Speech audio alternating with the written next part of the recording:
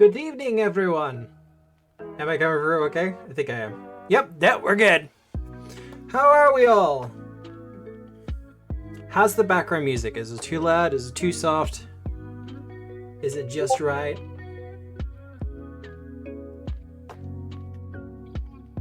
Oh, speaking of, I need to follow the rules for that, don't I?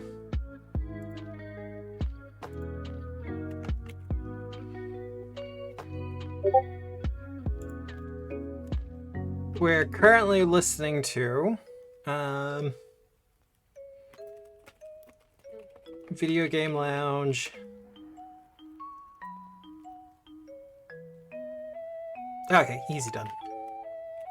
I can turn down a smidge or two.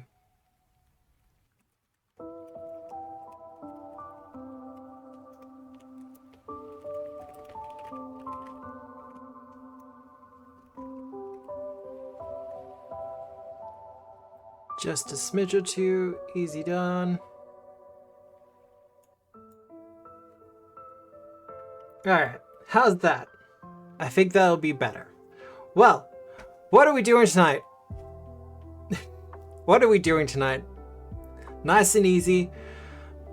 As most people are already well aware, especially those who follow Pathfinder 2nd edition and all that other stuff, the latest class playtest is out. The one for the book that's coming out next year, Battlecry. And more specifically, the two classes are the Commander and the Guardian. Already, there has been some online spiciness, especially regarding the Guardian, which we will be getting to all in due time. But before we get to that, I mean, you all know who I am. I'm Matt, also known as Obscura. I run the channel. I do freelance design work specifically for Pathfinder 2nd edition and other games, etc. And I also stream actual plays for Pathfinder 2nd edition, both published and homebrew. I'd like to think you know me, or at least met me once or twice. But yeah, I'm kind of just waiting for the poll to finish up. Yeah, I just did that. Because I prepped the stream beforehand, but I still want to get the notifications, so I turn it off and then I'd have to turn it back on for the stream. The Commander. Well, look, cards on the table. I prefer the Commander as well, but that's just because it kind of works into my play style. But as for the plan for this evening, I'm probably going to be splitting this stream up into two. So the first half of the stream, we're going to be discussing the Commander.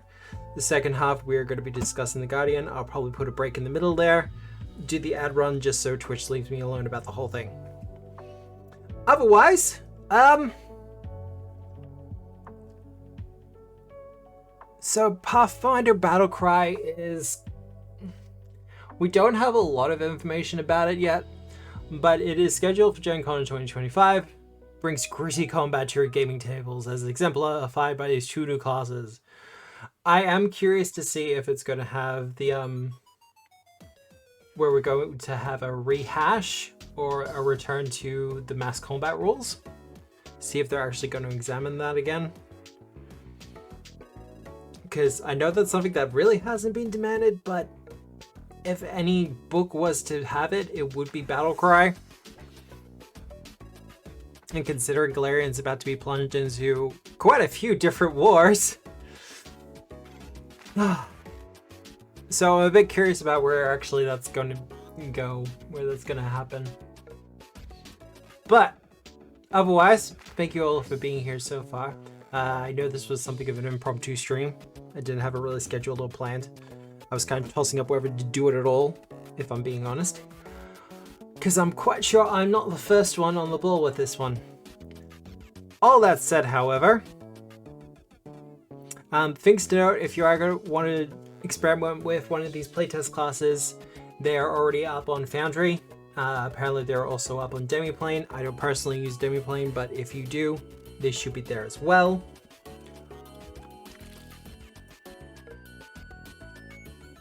Otherwise, as always, be sure to do the Survey Monkey thing if you do actually try it out. I'm hoping I'll be able to convince some of my players at PFS to play it.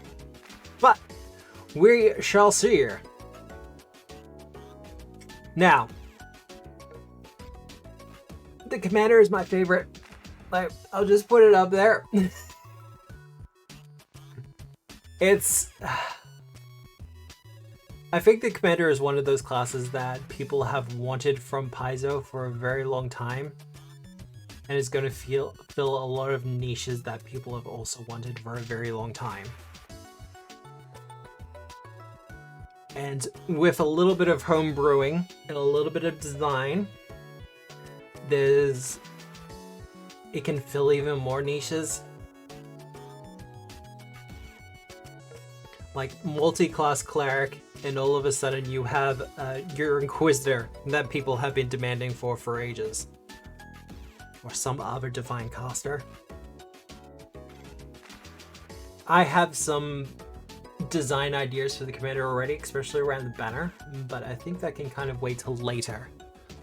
But starting to go through it. Expert in Perception, already good.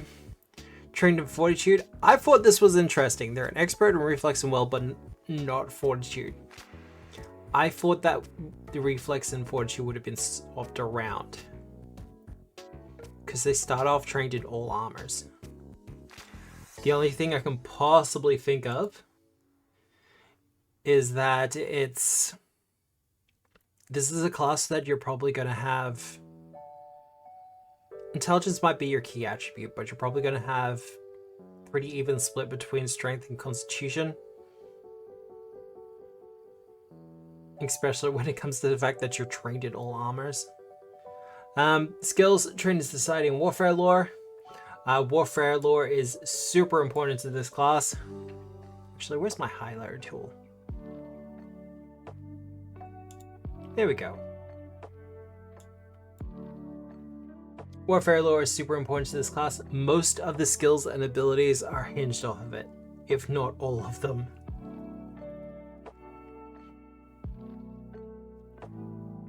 Number of additional skills equal to 2+ your intelligence. That's pretty standard. Trained in simple weapons, martial weapons, unarmed attacks. So that's also pretty standard.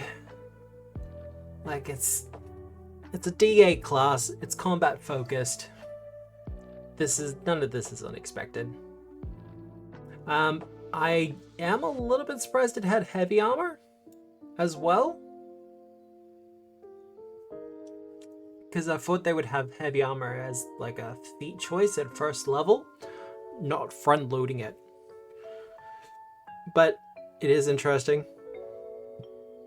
Class DC is also super important for this class. Now, Ancestry, that's fine. That's all pretty standard.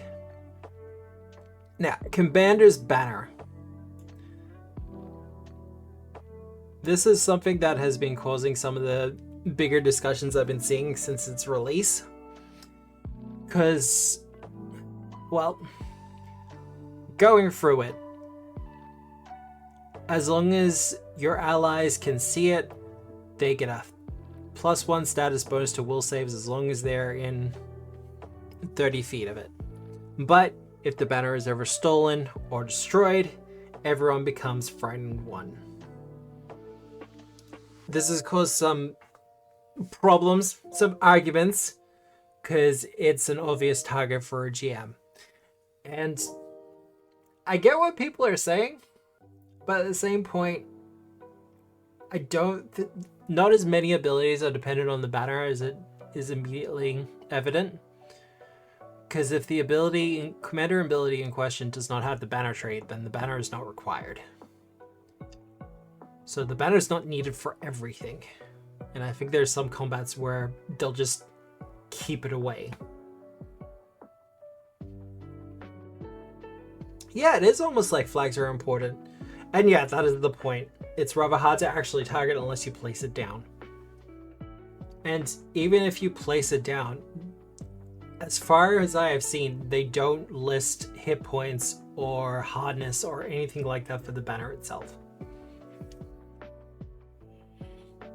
So, rules as written, if your banner is just like a fabric flag or something like that, then it has a hardness of like 2 and will get destroyed pretty much instantly with any AoE effect.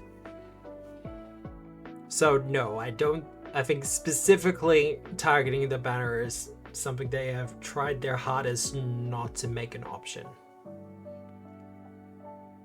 And as I was discussing with someone earlier, it's kind of in a similar ballpark to familiars on the witch, in that if a GM is to target the witch and try to crack the witch as much as possible, then you target the familiar. The difference here being the familiar has its own stat block and is pretty easy to target, whereas a banner is, I mean, it's an item, it's an object. Pathfinder 2nd edition has made it very clear that they don't want to really bring back Sundering. But just having a commander's banner in general, I get the feeling, I can almost guarantee it, the magic items in the Battlecry book are just going to be packed with banners. Absolutely packed with them.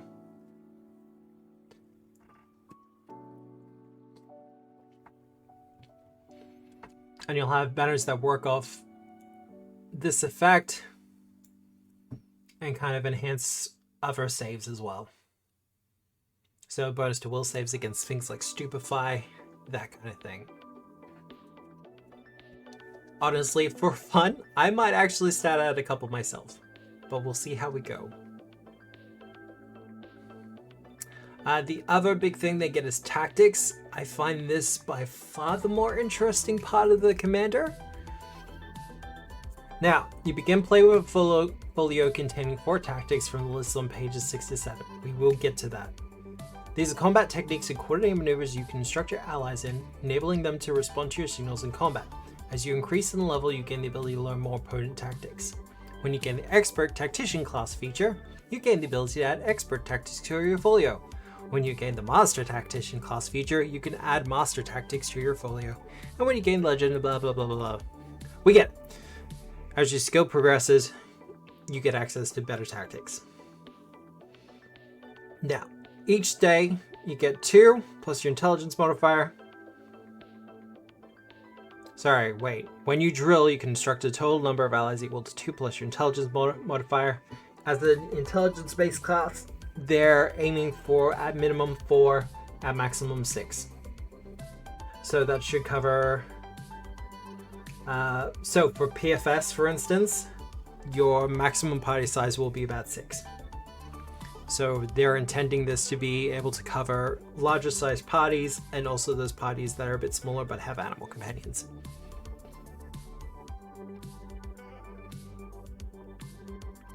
Getting new tactics. See, this one was interesting. Because by standard, you add additional tactics whenever you gain a class feature. Or the feat.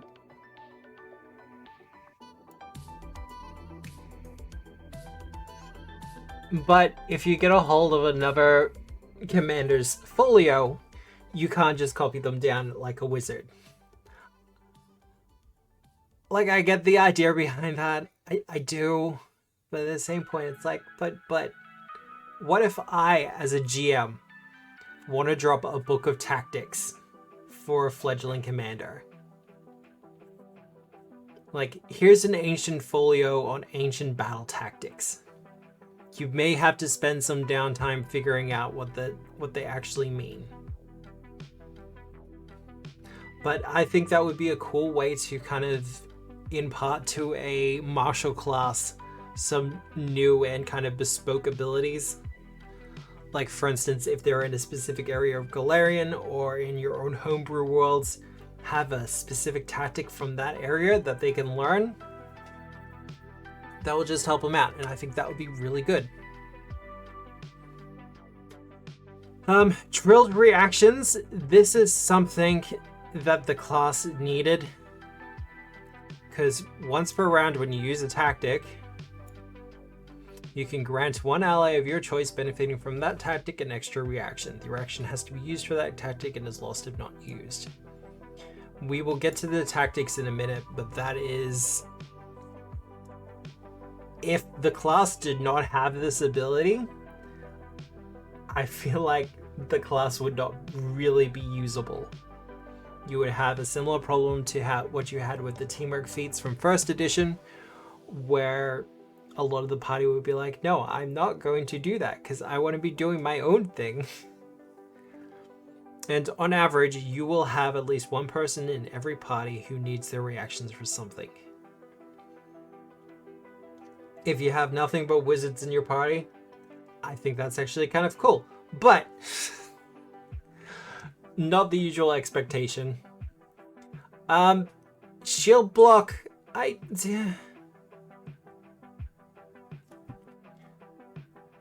especially the number of classes that have extra abilities with each of their reactions like disruptions. Yeah. I mean, I called out wizard there then, but there are a bunch of wizard reaction spells that are absolutely fantastic. And I know wizards who would be like, nah. I'd rather throw salty dragon breath at someone's face instead. Shield block. Like, I get shield block here. It makes sense. But Purple should be a reaction. Change my mind. Nah, I'm not gonna change your mind. You can keep that belief if you want. Just once per day. Fireball, but it's a reaction.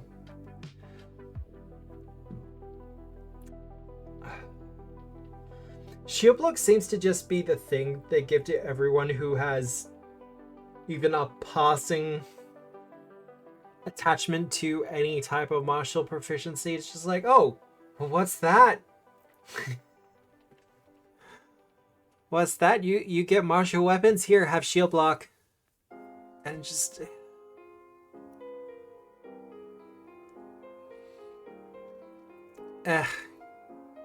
I'd be more happy with it if there was more support for shields. Feat-wise, anyway. But we're gonna go for the feats and find, oh look, there's no real use for a commander to use a shield often. Feats, we know about that skill, blah blah blah blah blah. Now, I'm not gonna cover all of these, but I did want to kind of show this. Warfare expertise. So, your knowledge of war and strategy grows and guides your decisions in battle. You gain expert proficiency on warfare lore. You can use warfare lore to recall knowledge about most creatures regardless of type, but typically only to determine whether they can be reasoned with, their most notable offensive abilities, and whether one of their saving throws is particularly weak. So, once again, we're kind of seeing this thing where Paizo is really pushing recall knowledge and trying to get people to use it as much as possible.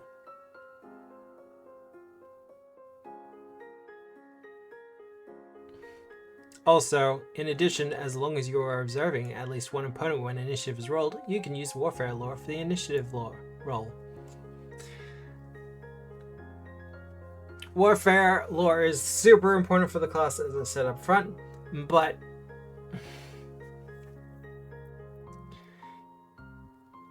we're definitely seeing a pushing for recall knowledge to be used more often. And I just want to take this moment to remind people you can use warfare lore or you can use recall knowledge specifically outside of combat as well.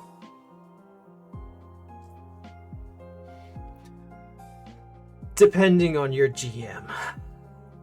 I personally allow it outside of combat, especially if you have some information about who you're going to be fighting. But I thought that was really interesting. Ancestry feats, we know about that. Military expertise, you get barrel whip weapons. Woo. Expert Tactician, you gain access to expert tactics and your commander class DC increases. And you can prepare a total number of 3 tactics. Because you start off being able to prepare 2. The rest of this is pretty much just progression as you would expect. Master Tactician at 15th, Legendary at 19th. So this is a class that has an auto progressing skill with Warfare lore, and they kind of need it. But the cool stuff, the tactics themselves. We're seeing with this in particular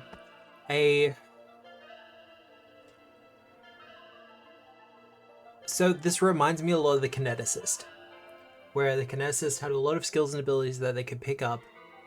They were kind of cornered off based on the elements that they had at hand. And the Commander reminds me a lot of the same. You get a bunch of abilities that you pick, like it's a small list, but you pick it depending on the specialization. So, mobility tactics. For 2 actions, you signal all your squad mates who can hear or see your signal. Each can immediately step up to 3 times as a free action. Each step must take them further away from at least one hostile creature they are observing. You can only take them closer to a hostile creature. Doing so is the only way for them to move towards safety. This is going to be great because 3 steps means 15 feet, which will take you out of range of most creatures, as long as you have the opportunity to do so. So if you're playing a commander and you have another player at the table who has a tendency to, I don't know, charge forward in the middle of like at the start of combat, separating themselves from everyone else by like 60 feet or more, the commander can literally just call out a defensive retreat and get them to pull back a little bit. It encourages very much a guerrilla fighting style, which I actually do love. But it also calls for a banner. Form up. You signal your team to move into position together. Signal squad mates protected by your commander's banner. Each can immediately stride as a reaction, though each must end their movement inside your banner's aura. So, 30-foot aura, everyone kind of gets to move in together. You know, making it easier to drop a fireball on them. Now, these 2 here, I'm just going to highlight all of them. These are interesting. Because let me check something very quickly for your tactics.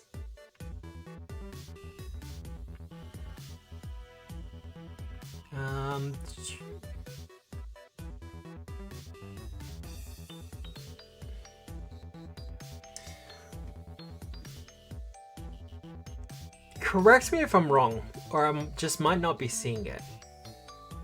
But from what I can tell, there's nothing stopping you from using your tactics outside of combat as well.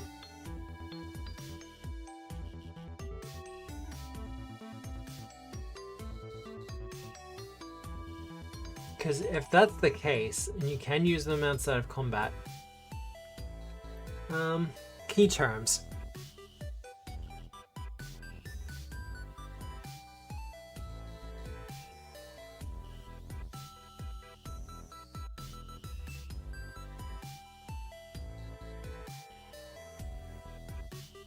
So it's indeterminate. We're not sure.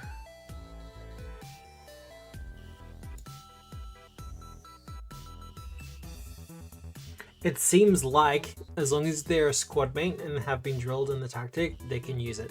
If that's the case, then mountaineering training and naval training are just super fantastic.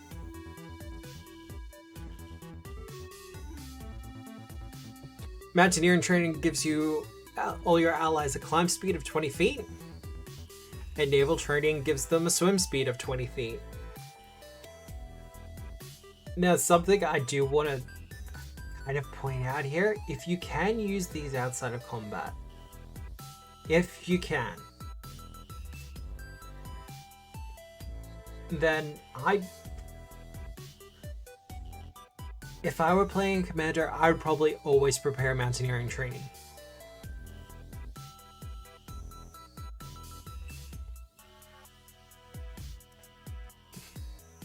Just need to roll Ds in yourself on your warfare, or you're holding your peeps back. Well, I feel like you would be an expert. Like, you would be doing your hardest to make sure you can max out your warfare lore. And if you have a climb speed, you don't have to make a lot of the basic athletics checks anyway.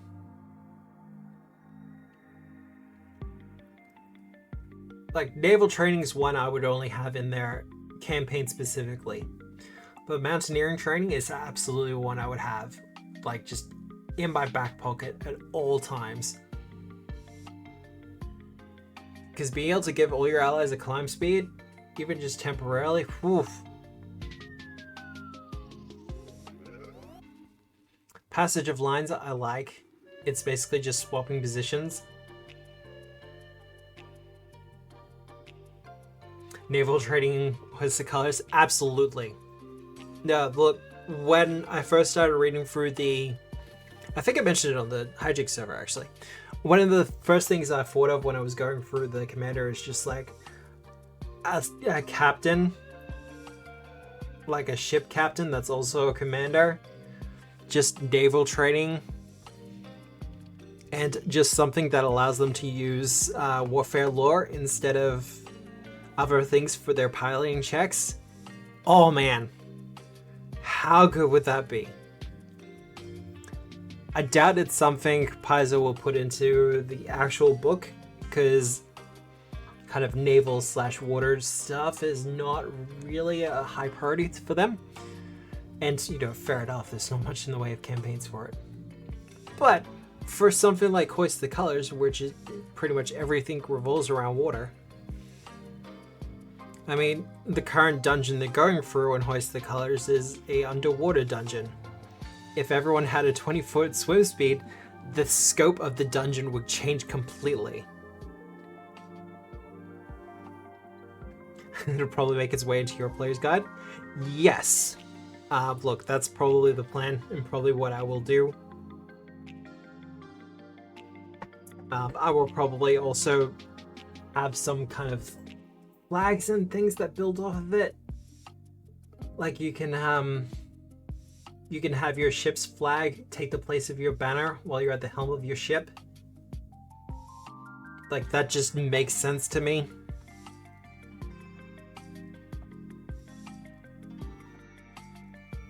I've actually been really struggling trying to figure out what to do regarding magic flags, but the commander just really opens up the options for it. That is the last for the mobility tactics. The offensive ones. Coordinating maneuvers. Your team works to slip enemies into a disadvantaged position. Signal one squad mate currently affected by a commander's banner. That ally can immediately step as a free action. If they end this movement next to an opponent, they can attempt to reposition that target as a reaction. You're going to see this a lot. The ally can do something for free, and then they can use their reaction to do something else. Now, the fact that it also says that they have to be affected by a commander's banner means that despite some of these things not having the banner trait, some of them will require the banner. Which I am kind of on the fence about. But for a one action, I think that's pretty good. Just have to make sure everyone's trained in athletics so they can actually get used to every position. Double team. I mean, obvious joke there, but we're gonna let it go. one squad mate can shove or reposition for free. If the maneuver is successful and the target ends their movement adjacent to your or different squad mate, you or the second squad mate can attempt a melee strike against the target as a reaction. So many of these things are going to require a reaction.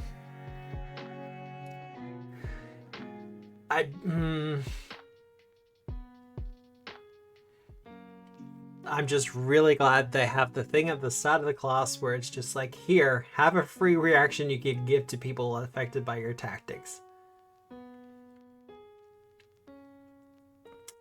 End it, I like. I read it when I first got a hold of the playtest. I liked it an awful lot. Because it answers that whole thing of like, we have them outnumbered. We have just beaten up one of their people. Can we just finish this? Like, the combat is done. We're just rolling dice and hitting numbers at this point. Can we just end it? And I feel like that's what this does. Like, mechanically, it just causes a creature to be fleeing for one round. But, sorry, mechanically, it just causes them to be fleeing for one round. But thematically, it's very much the whole thing of you just stare down your enemy and go, we have won. It's only a matter of time. Just surrender. And I like that.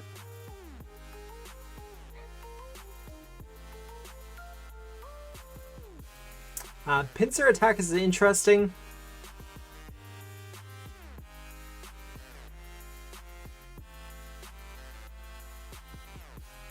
Because if any of everyone can step as a free action. If any of your allies in this movement adjacent to opponent, that opponent is off guard to melee attacks from you, and all other squad mates who respond to pincer attack until the start of your next turn. The combos people are going to be able to pull off with the rogue now.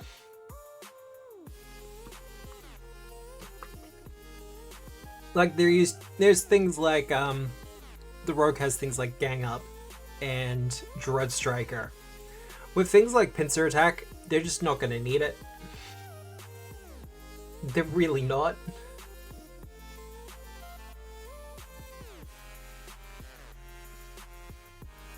Reload, we saw, I made a joke about it being like the Alkenstar thing. Your drill instruction kicks in and your allies rapidly reload their weapons to prepare for the next volley. Signal all squad mates affected by your commander's banner. Each can immediately interact to reload as a reaction. Being able to reload as a reaction? Ooh.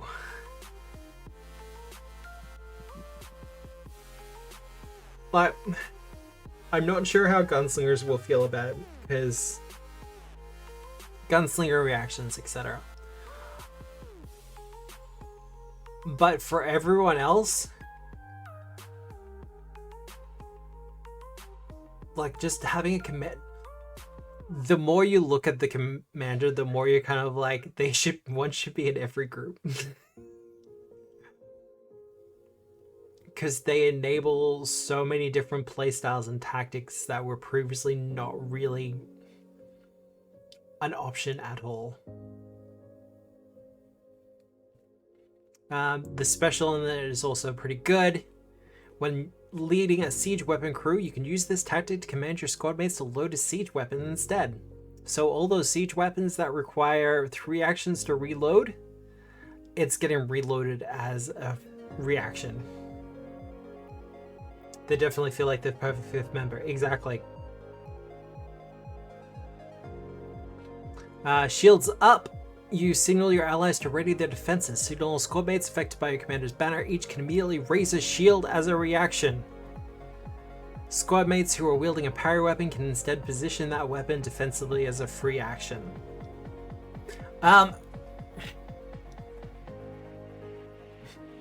I have mixed feelings about this one.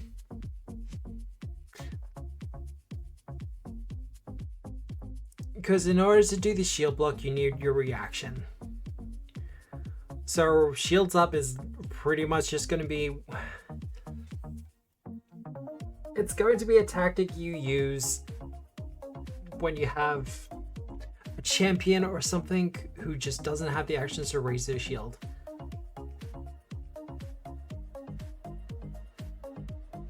Yeah, it's great for the peeps you give a free action to. And to be fair, it is one action. And I know my druid Oborio would make use of shields up a lot. So, as much as I might come down on it, it's actually not too bad. Strike hard!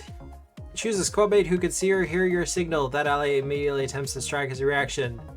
This is no. No.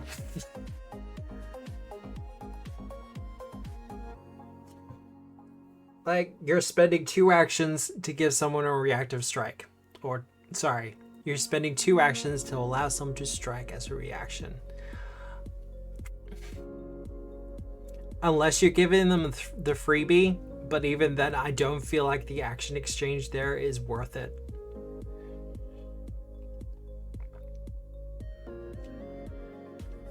You're spending 2 actions to give someone 1, essentially. Yeah, I know it's good on a fighter, but at the same point, it's... I feel like there's better options. Like, just pincer attack, for instance. Or double team that allows them to kind of shove or reposition. Like, these ones that allow people to do things as a free action.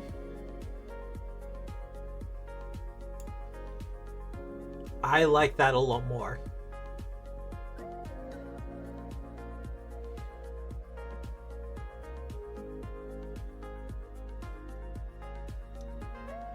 Because reposition, you reposition them into flanking, then strike. Like, this is setting up rogues all over the place. So yeah, I'm not sure I like strike hard. I can see its uses, but for 2 actions it feels expensive to me. Expert tactics. Piranha Assault, designated creature within 60 feet and signal all squad mates affected by your commander's banner.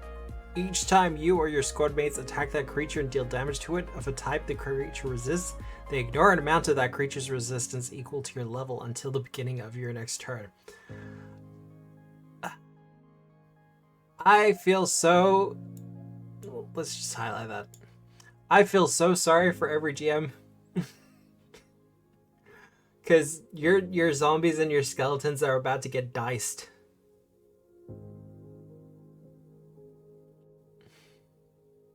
Like, even ignoring 1 or 2 points of resistance is all it takes to take down some creatures. Like, I think skeleton, like the -1 skeletons have 8 hit points. So the resistance they get to some attacks is the difference between them being destroyed and not. Stupefying Raid, I just thought was funny.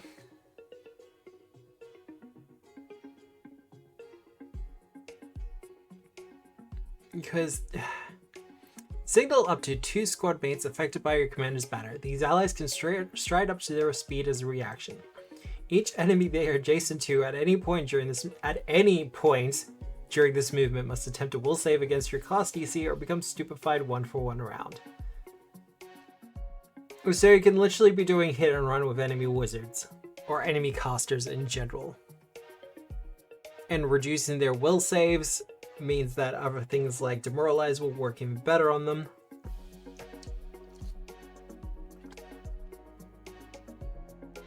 It's just got a lot of stuff going on immediately.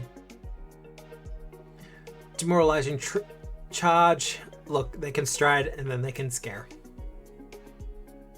Ready aim fire. This is the one that was teased for beforehand by Michael Sayer.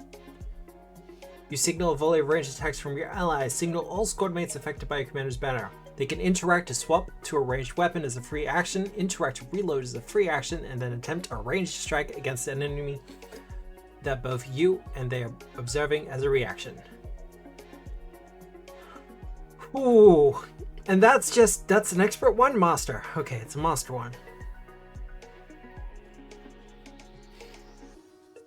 And the special, if one of your squad mates knows or has prepared a cantrip of a range of 30 feet or more, they can cast it as a reaction targeting an enemy you both are observing instead of taking the other actions normally granted by this tactic. So casters can get it on this one, as a treat. I would like to see a variant on Ready Aim Fire that basically something like Switch Up, where you call it out, everyone affected by their banner can swap weapons as a free action.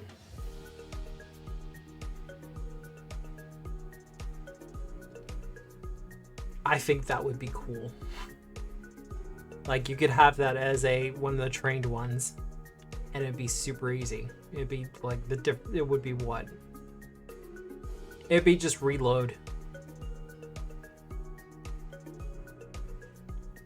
So everyone within 30 feet can, choose to change between having their two-handed weapon out and a sword and a shield.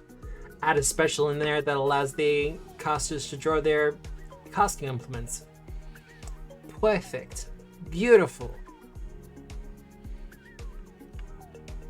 Legendary Tactics, Executioner's Volley. You and each squad mate affected by your commander's banner can attempt a ranged strike as a reaction against a single target you designate. Combine the damage from all attacks for the purpose of resistances and weaknesses. If the designated target is a living creature, these attacks are death effects and gain the death trait.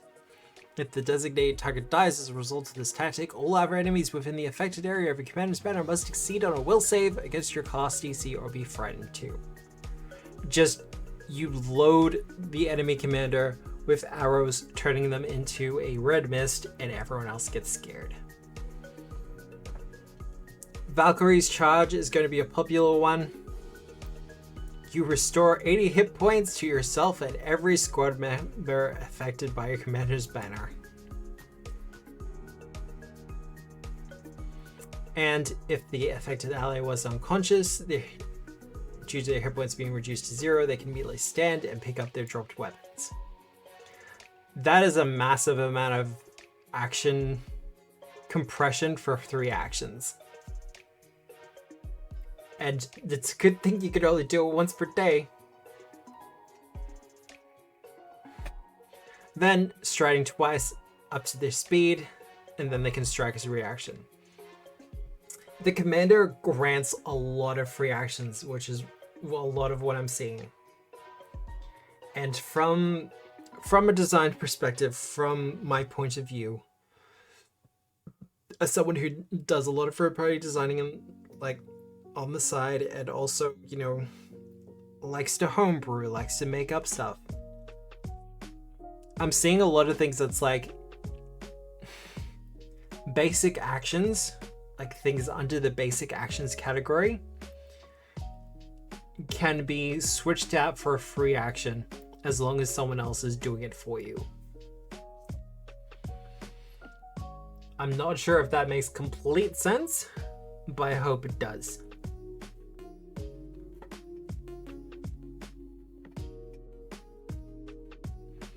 Like, even just being able to use your reaction or 2 to make everyone step, or step 3 times, that's massive. Feats! Time for me to get a little bit, well, I'm not going to get angry immediately. But, Armored Regiment Training.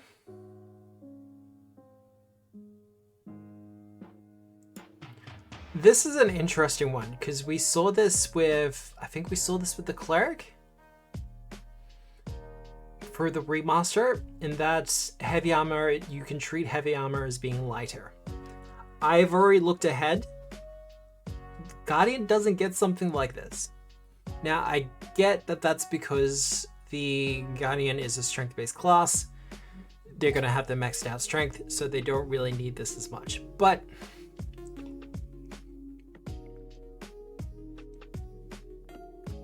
this is just... Yes, we know what my legal name is. Very good.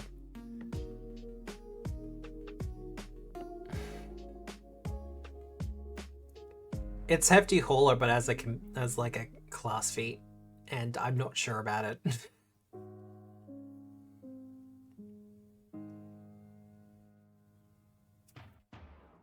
combat assessment, I'm just going to skip that over because that's the same as the fighter one.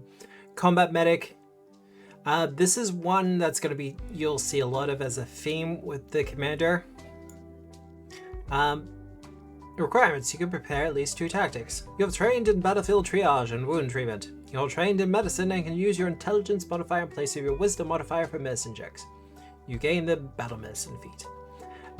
The class in general does a lot of attribute and skill swapping, which I'm kind of about.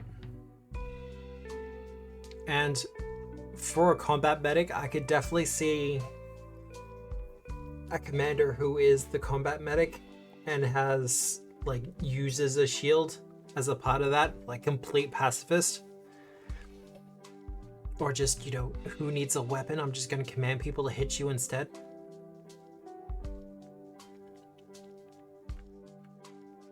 Commander Steed. So, this is your standard first level animal companion feat. I'm gonna get mad about it, but I'm gonna save that until later.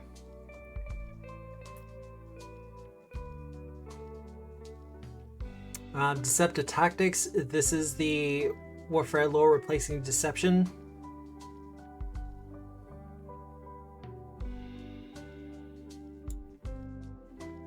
So as long as you have Warfare Lore, you're good for a lot. And keep in mind, this is your Warfare Lore modifier in place of your Deception modifier. So you don't need Charisma at all.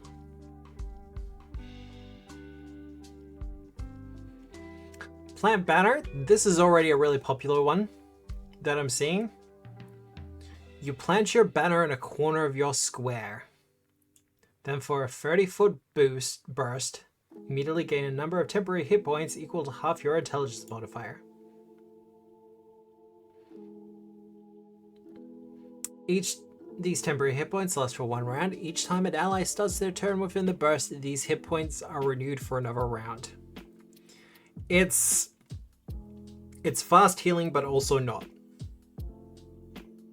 Which I find interesting, but also kind of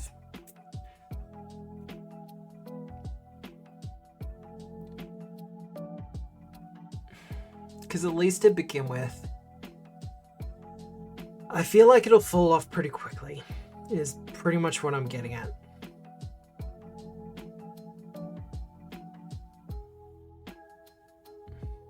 And this here is the whole thing a lot of people are worried about. More importantly, an enemy adjacent to the square you planted your banner in can remove your banner as an interact action, ending this effect and preventing you and your allies from gaining any of your banner's other benefits until you have successfully retrieved it. So that's something that people are worried about. Like you plant your banner and then someone just uses an interact action to take it. And I think it is a concern, but also with a 30-foot burst, I don't think you'll be planting it amongst the scramble, or at least I don't think you would be.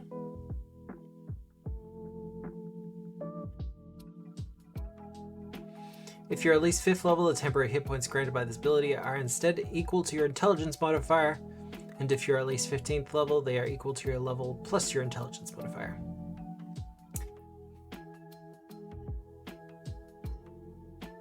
Wait, if you're at least 5th level, the temporary hit points granted by this ability are instead equal to your intelligence modifier.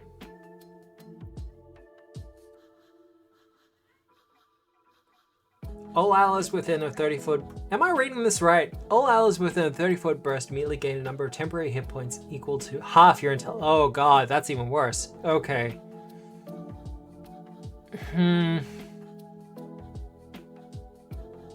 So from levels 1 to 4, you're getting what, maybe 2 temporary hit points? That'll be good for level 1 and 2, but that's immediately gonna fall off. First time you hit by an AoE with it, then the effect it is destroyed. I mean...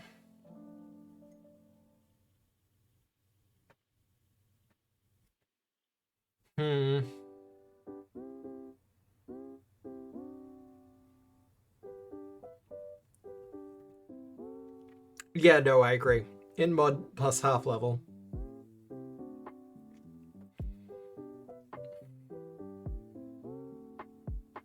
But yeah, look, I don't know.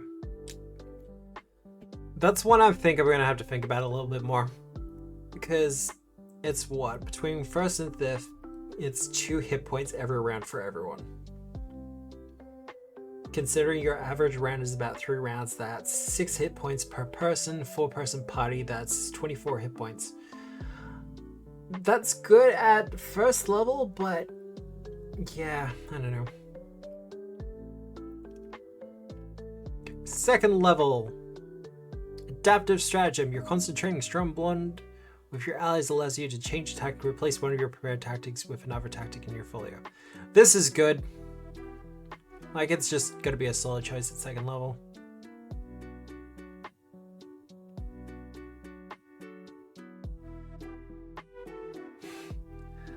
See, the commander doesn't use a lot of reactions, so giving them something to do with reaction pretty early on, it does make a lot of sense.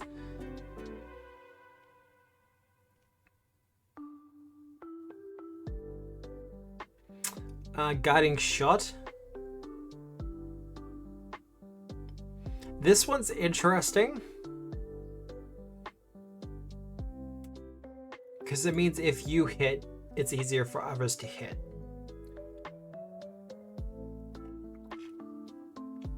Which once again enables a lot of tactics. See, the commander, it feels very much like a ranged person. Like, despite the heavy armor, they don't seem... The commander looks like it's supposed to take up a similar position to the bard, in which they're supposed to be in like that interesting 15 foot to 30 foot range out from the actual combat. Like, they're supposed to be close enough in order that they can use the tactics on people, but not close enough. What I'm saying is they have a lot of ranged weapons. Or ranged abilities. Setup Strike. This...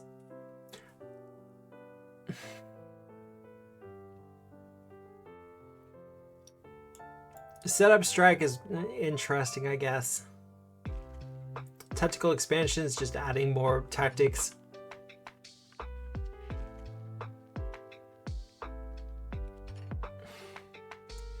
Rapid Assessment, Feat 2. You quickly evaluate the strengths and weaknesses of your enemies. Attempt to check your recall knowledge against one creature you're observing.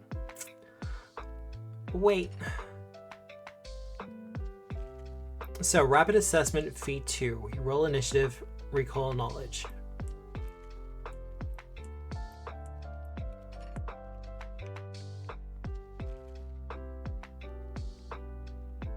Okay, you can use it for your initiative roll, okay. Okay. I thought they were doubling up on an ability there, and it's just like, that doesn't seem right. And no, it was not right. So, Rapid Assessment. I like this. As a GM, I would probably roll them into the same thing. So, you roll once for your Warfare Lord, that's your initiative, and also your recall knowledge.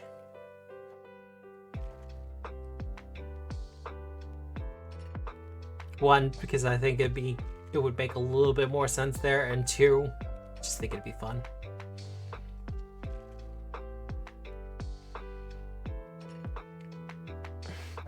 See, this...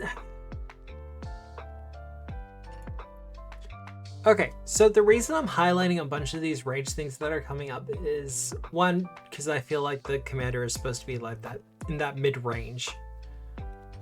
But also...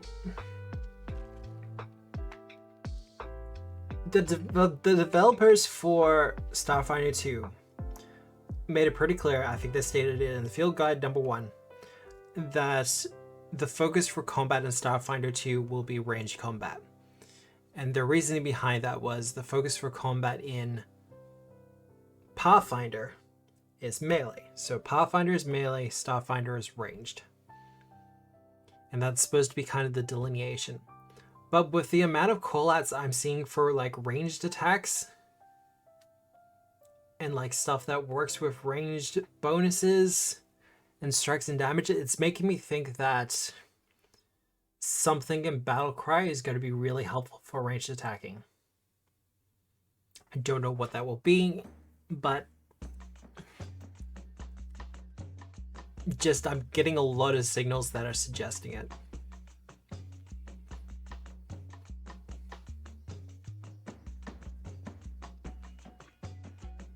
Shielded recovery.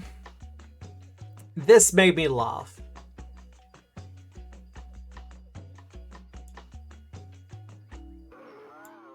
You can use the same hand you are using to wield a shield to treat wounds or use battle medicine. You are considered to have a free hand for other uses of medicine as long as the only thing you are holding or wielding in that hand is a shield. I was quite literally riding a feat for the cleric that does the same thing. Required you to have battlefield medicine, but as long as you had your shield raised, you could use treat wounds, you could use medicine checks while having your shield raised.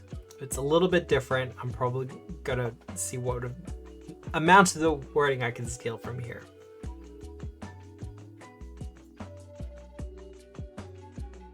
Because I just love that.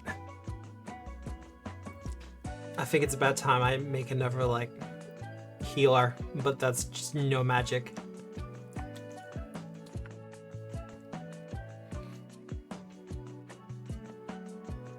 And staying strike is interesting.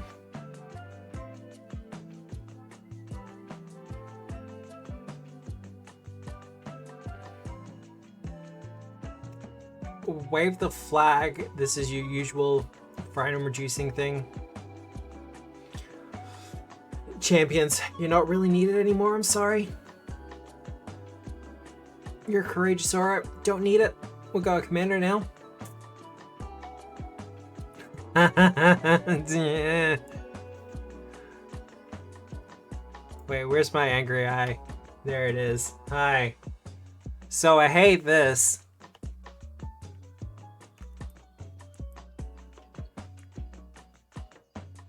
At 6th level, you can make your mount mature. In addition, it never attacks you, even if it is magically compelled to do so. Thanks, I hate it so much. Just let it stride or something. Just give it an independent action of some sort. You're already making them wait an extra 2 levels to make their animal companion.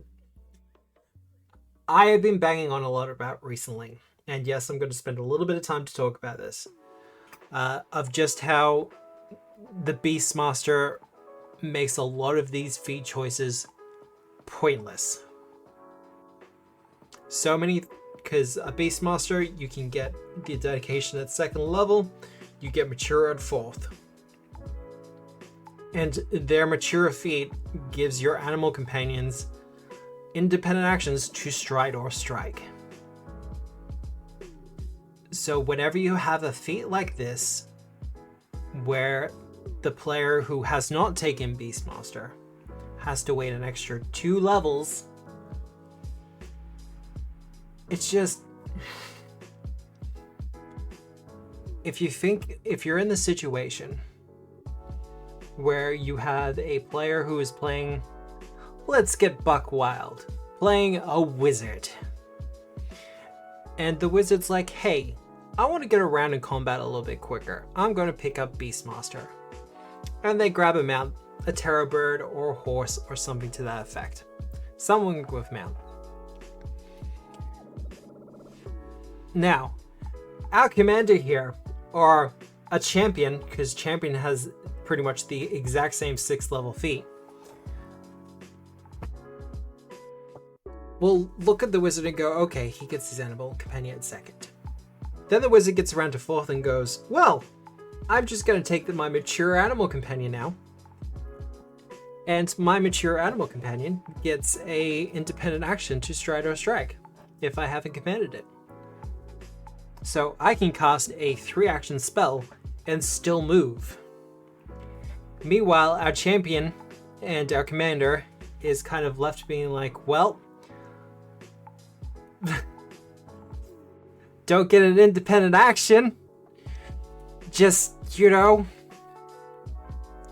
my mount's never going to attack me, I guess, because that comes up a lot.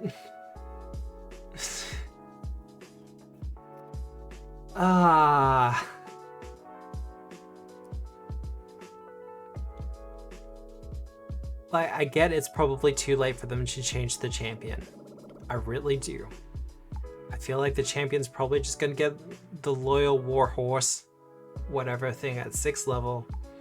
And every champion player is probably gonna have to just eat that. But we have an opportunity here. If you're gonna be submitting the survey form, and like me, you don't like this shit, then we have the opportunity with the survey forms to respond back and be like, hey, if they're gonna have to wait till 6th anyway, could they at least get an independent action of some sort? Or have something that's better than this it never attacks you thing, because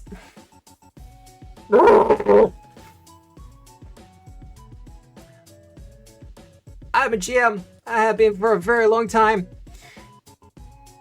If I have the opportunity to mind control something, it's not going to be your mount. It's going to be the barbarian in the party. It's going to be the fighter. It's going to be one of the other player characters that has a tank toss will save, and I'm going to get them to do strikes against their friends. Like,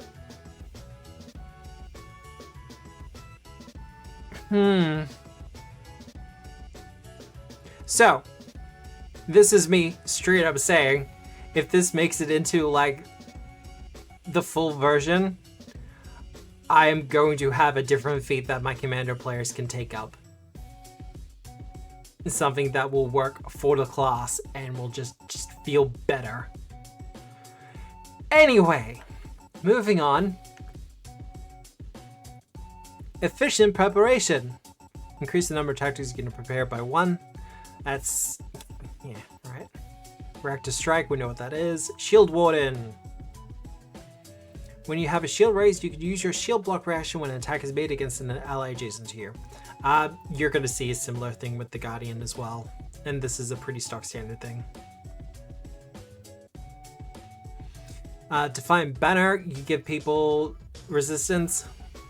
Damage resistance to basic things, bludgeoning, piercing. It's not a lot, but it's a kind of blanket benefit for everyone. This is an interesting one, which I actually legitimately liked.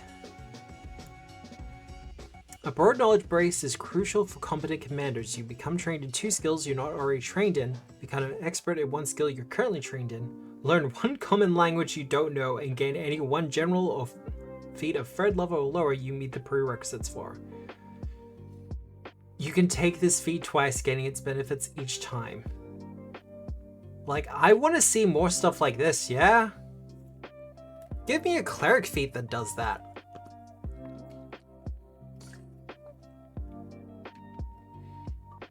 Like, you become an expert in religion and your domain skill. And you learn a language associated with your deity. That would be cool. Rallying Banner. I like this one. This is just a basic heal. Roll 4d6, you restore that many hit points to each ally affected by your commander's banner.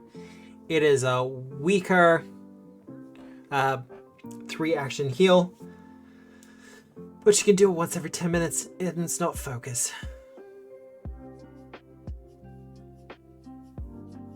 And you know, while you're marching and you're recovering, you can just do it all over again.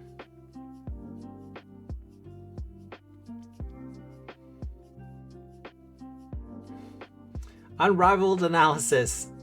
When you use rapid assessment, you can attempt up to 4 checks to recall knowledge about creatures you're observing. This is that spell. You cast it, and you can roll like recall knowledge 8 times or something. I'm gonna remember it later. I'm gonna kick myself.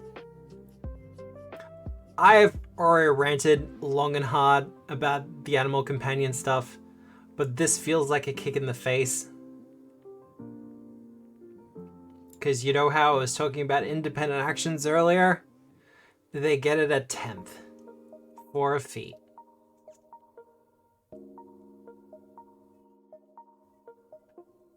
So once again, if you're playing, much like if you're playing a ranger, if you're playing a commander, you're just better off getting Beastmaster and not even free archetype. Just wait until 2nd level, pick up the dedication. You'll be better off. Or, you know, why not both? Because I'm pretty sure, because the benefit from the 1st level Commander Steed, you can affix your banner to your mount, saddle, or body.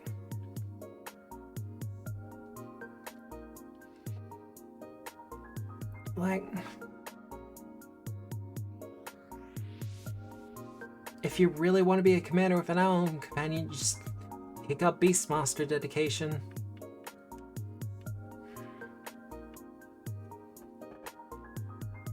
And yeah, I will say with my whole chest, this just feels insulting.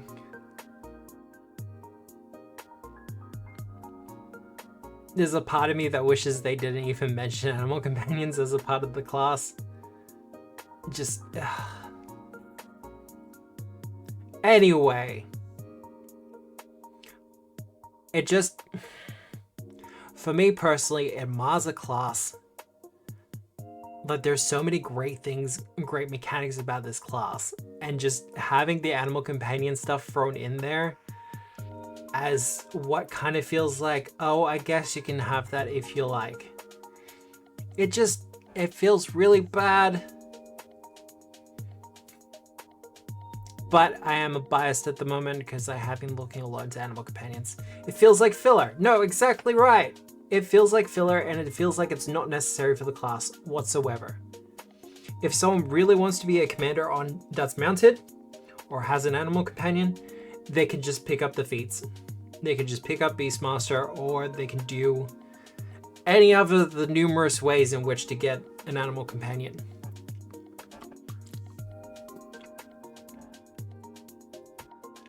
So I hope they make it better, but I'm not gonna hold my breath. Yeah, no, I'm gonna switch him off now. He can be happy. He can be less cranky now. Just anyway. Drilled reflexes. I feel like it's gonna be best in slot, or at least it's gonna be extremely polished. Yeah, it's macro. Standard, happy, angry.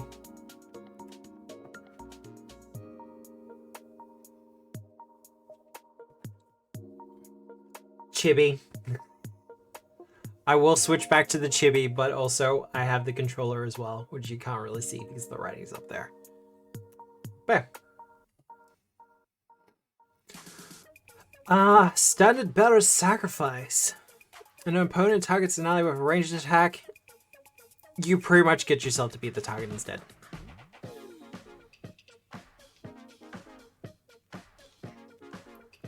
Would Chibi back at the cage? I don't have a cage thing for him. Actually, that's something I can do. Should I actually get like a cage thing that I can put over the top? Pretty sure I could do that.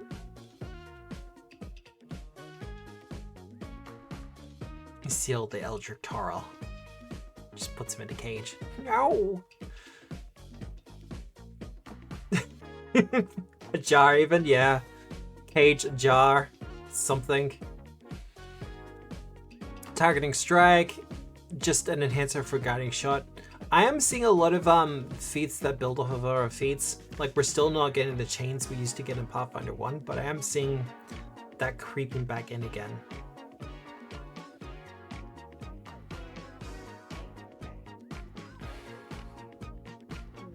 This is a Fortune effect. Fortunate blows are just good. Attempt to strike it against the opponent. If the strike hits the next creature other than you to attack the same target before the start, the next turn rolls twice. Also, you'll notice that this does not actually say melee, so you can do this with a ranged strike. I'm seeing commanders packing firearms, I'm seeing them packing bows, and all sorts of one-handed ranged weapons. Someone in the hijinks server posted a picture from a game I don't recognize, and the guy wielding the flag had a gun in his other hand. I'm seeing a lot of commanders doing that.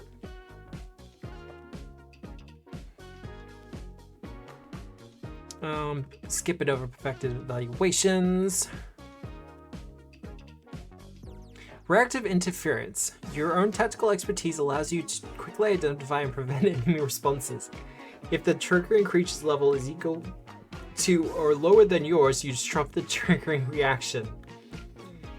If the triggering creature's level is higher than yours, make an attack roll against its AC. On a success, you disrupt the reaction. This is interesting. Because this is an anti-reactive strike. Once upon a time, I had a Battlemaster fighter whose whole thing was shooting dudes with differently fletched arrows to represent different maneuvers. Yeah, no, absolutely. A commissar from Warhammer 40k, yeah. Like, do we think war's coming to Alkenstar? Like with the whole God's Reign thing and everything else like that? Do we think war's coming to Alkenstar? Because Alkenstar is the area where it's all about the range combat. Yeah, I know war is coming everywhere. Which one? Gross. 2, like...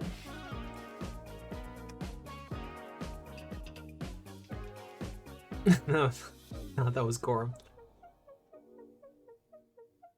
That means that I have to recognize it as not uncommon, though. That is very true. Which, once again, brings up the theory a lot of people have been suggesting that says that they're probably going to do a player core 3.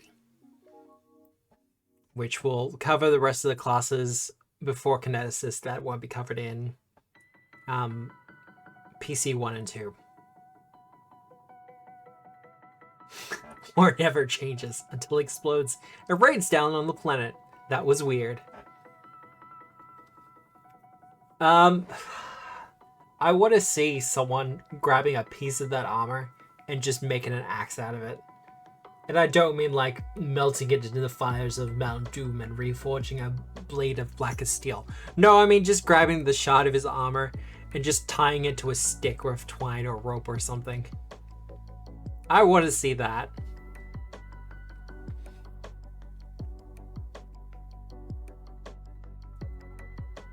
Yeah, just a dodgy wood chopping axe.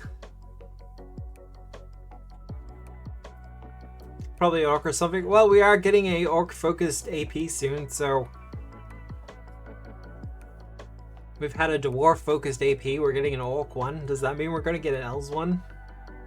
I want there to be a halfling one. Just give me a whole ass halfling AP. Contact with the enemy. You know that even the best laid plans rarely survive contact with the enemy, and you have prepared your allies to adapt to a wide array of contingencies. When you use adaptive stratagem, you can replace any number of your prepared tactics with others in your folio. That's pretty easy. Honestly, feels like Paizo have forgotten halflings, which is very halfling. Well, they kind of gave them halfling luck, and they were like, well, we don't know what to do with them. The problem halflings are currently experiencing with Galarian is the whole big thing with halflings has been the Bellflower network. Like, their big thing in Galarian for the longest time was halflings are typically the most enslaved of the ancestry / races amongst Galarian.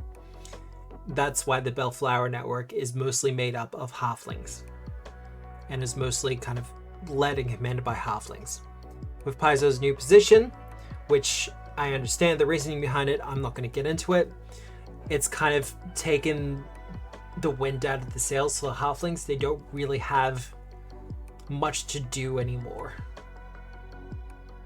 So halflings either need a recentering or they need something to be doing. Because most of the other ancestries have something.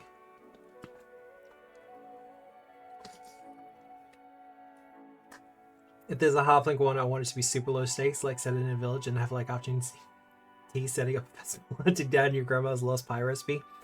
Look, I think just an adventure book, like a levels of 1 to 4 halfling adventure, I think that would be cute and adorable. And like you said, Jared, it's just super low stakes. Just like we're preparing for a festival or something like that. And just at the end of the book, have a bunch of plot hooks where it's like, this is what disaster befalls the festival. It's a matter of bouquets and banquets, an old halfling AP about planning and delivering a feast for the 222nd birthday of Nilo Nanianus. See, I can get behind that.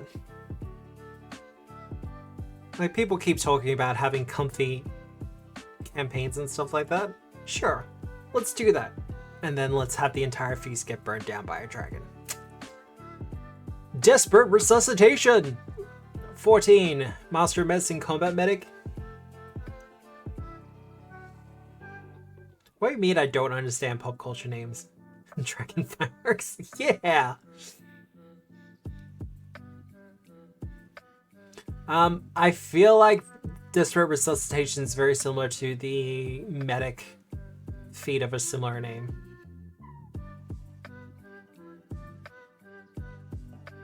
Nilno Nanins. Have you just replaced the bees with the... You have, haven't you?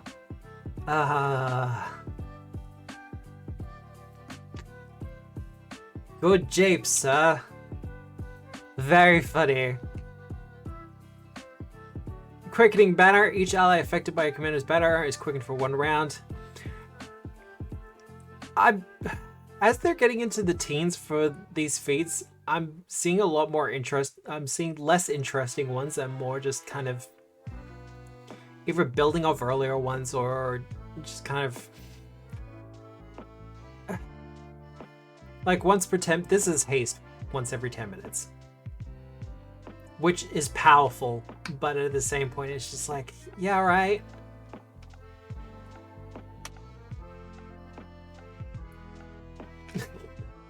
Nan-end. Would I get in trouble if I said non-end? I think I'll win.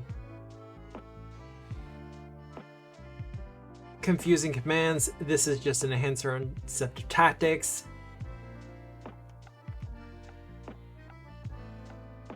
Undaunted discipline.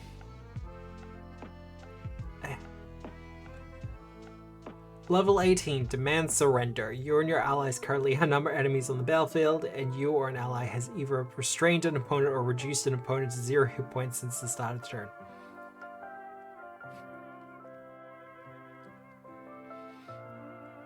Confident in your victory, you command your opponent surrender. Choose one opponent you're observing. You command that opponent to surrender in a strong voice, and they must attempt a will save against your class DC with the following results. This feels like a mechanical scaffolding for something that some GMs already do. It's the Cain Skull for Marshall, but without the downside. Yeah, I'd agree with that. Like, I know not every GM does things like I do, but it does get to a point in a fight where it's just like, the players have won. They've beaten the boss, it's down to the minions, and one of the minions has like 5 or 10 hit points left. If you force your players through that combat, you're just wasting their time.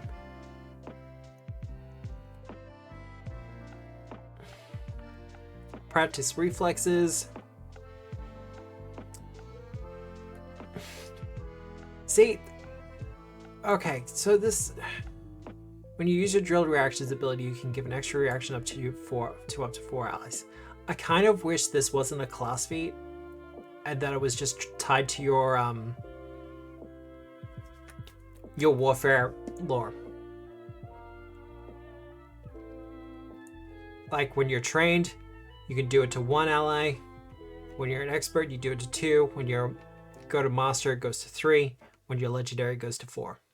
I feel like that would also line up. I don't feel like...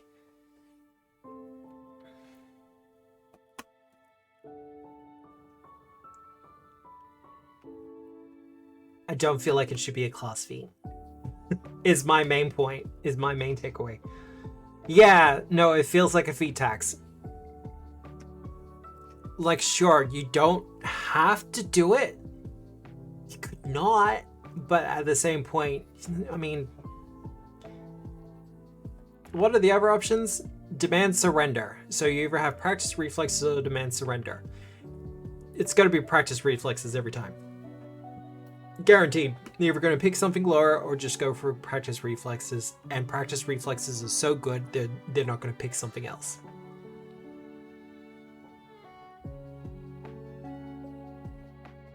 Because demand surrender is something that will either be handled with RP or flavor, or most players will be like, I'm not going to spend 2 actions when I can just put an arrow through this guy twice.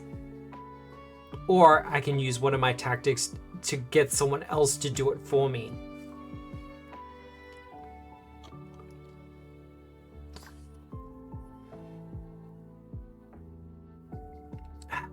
'20th level! No one cares about 20th level. I mean, what? Your banner is an awesome sight to behold. Your commander's banner now affects a 60-foot emanation.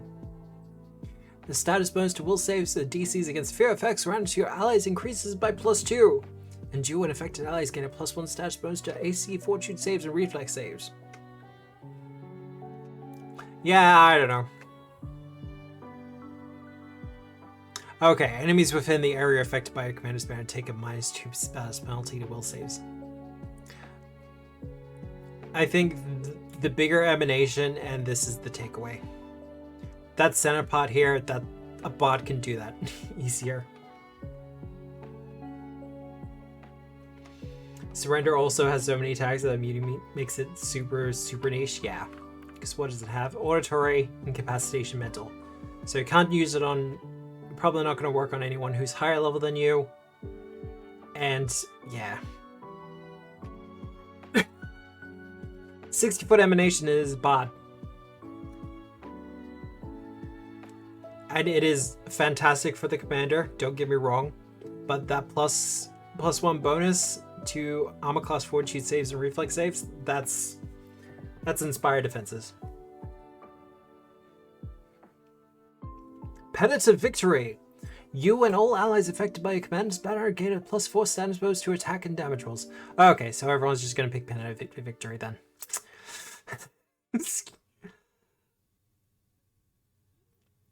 Like, a +4 status bonus to your attack and damage rolls is better than the bot's one. The 10-foot status bonus to all speeds is fantastic. And 40 temporary hit points. Like... But that is the commander. For all the words and comments I had about the animal companion for it, I do really like what they're doing with the commander. I'm seeing a couple of things I wouldn't do. One action pylon seems good. Yeah, right. Especially 20th level. But yeah, my kind of, I'm not going to say final thoughts, but my thoughts for the commander is that it is a good class. It is serving a niche within the player base that has been asked for a very long time. I think people have been wanting a good commander class or a good tactician class since the Warlord of D&D 4th edition, and we are seeing it in action here. I would not be surprised if some enterprising person converts it for 5e in the near future. If it hasn't already been done. Honestly, I reckon remove the animal companion stuff. It's filler. It's not needed. Just remove it. Don't be insulting. God, I'm spicy about that. Holy shit. Yeah, it is a class that fills a solid niche. I get its purpose. It's got plenty going for it straight off the bat.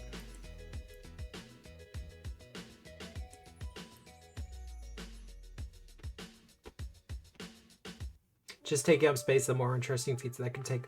Or as an alternative, taking up a space that, because when you're leveling up a class, you're leveling up your character, you have a lot of decisions to make regarding your feats. It's one of the good things about Pathfinder 2nd Edition. But having that choice just kind of sitting there, I've talked with others,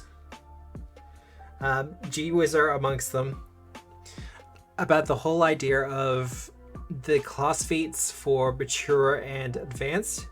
Just feels like if you pick up your animal companion, you feel compelled to get the mature and all the advancement class feats for it. It feels like a feat tax.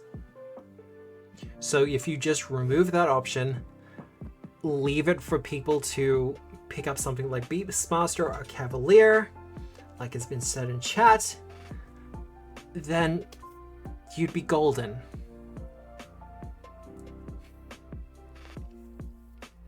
So yeah, that's my kind of 2 cents about the Commander. The good things, I like the niche that it's going for. I feel like just everything that it does, I have so many ideas for what to play for a Commander. Everything from like a battle medic who's taking up more of a leadership role, pacifists to like siege tacticians.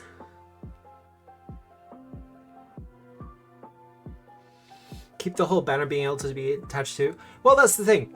The banner being able to be attached to Mount's Claws, you could just build that straight into the banner thing. Where's banner? You start playing with custom banner that you can use single allies. Your banner can be affixed to a weapon or shield you're wielding or hold in one hand attached to a simple pole. All you would have to do is your banner can be affixed to a weapon or shield you're wielding or held in one hand and attached to a simple pole, or attached to an animal that you're riding. Yeah. So yeah, it's just add, or you can put it onto your animal companion.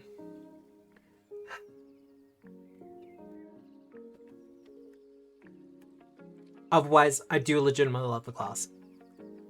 If you want to play something that is bard adjacent, that doesn't have the casting, then Commander's probably going to be your way to go. I'm looking forward to seeing what they do with it. I do kind of hope they remove the animal companion stuff, or they just do something to make it better, because currently it just feels like suck. Otherwise,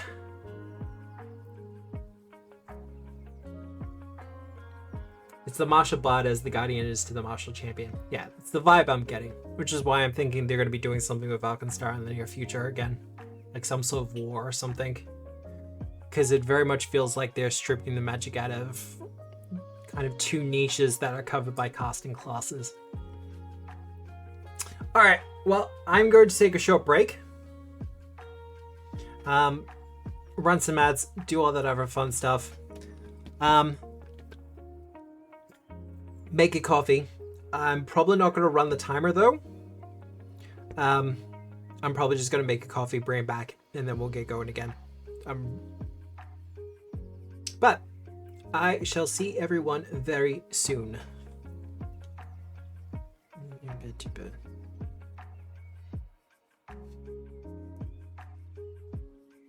I will remember to read the ads.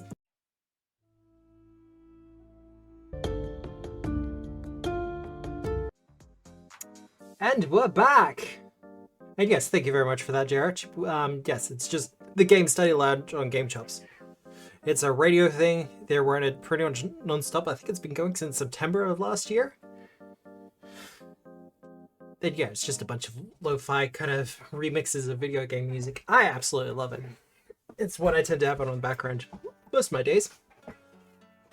But yeah, chat, I had an idea about the commander, the animal companions for the commander.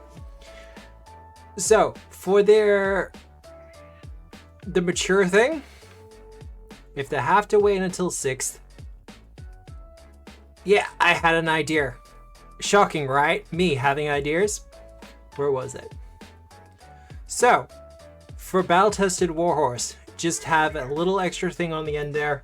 Hey, whenever you use a tactic during your turn that spends at least action, like whenever you use something with the tactics trait, you also command your animal companion. Like, it counts as commanded animal. All of a sudden, it becomes a lot better. But I'm not going to spend more time on that. Guardian!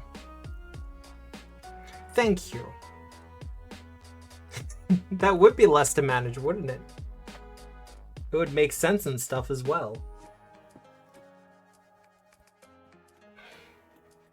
So, the Guardian. The Guardian is our new tank.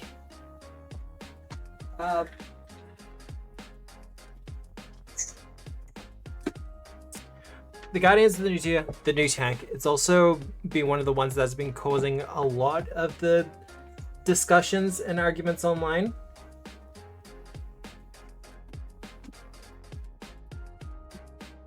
Now look, chat.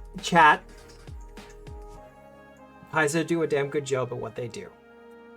They just have blind spots, and animal companions are one of them. I think Paizo are very afraid of getting a repeat from the Pathfinder 1 days, where animal companions were kind of the king and were just amazing. And that fear has kind of seeped into the design of Pathfinder 2, and because of that, animal companions have just become a giant blind spot. Or it's just something they don't really want to develop themselves. Which is fine. It's why third party exists.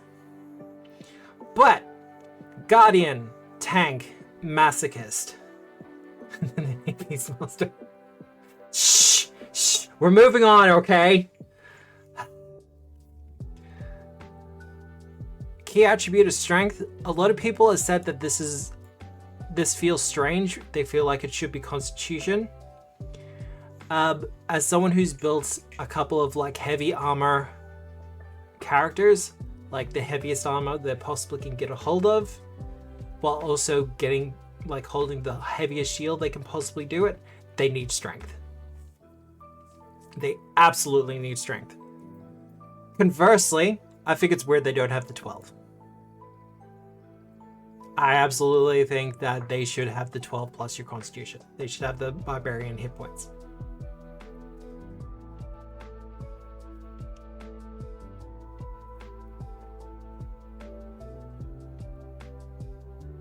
Just make a feature to have the strength requirement. So there's the feat from the commander, where you just reduce the bulk of heavy armor by 1. You could just apply that to the Guardian. I don't think the Guardian gets it. We'll have a look though.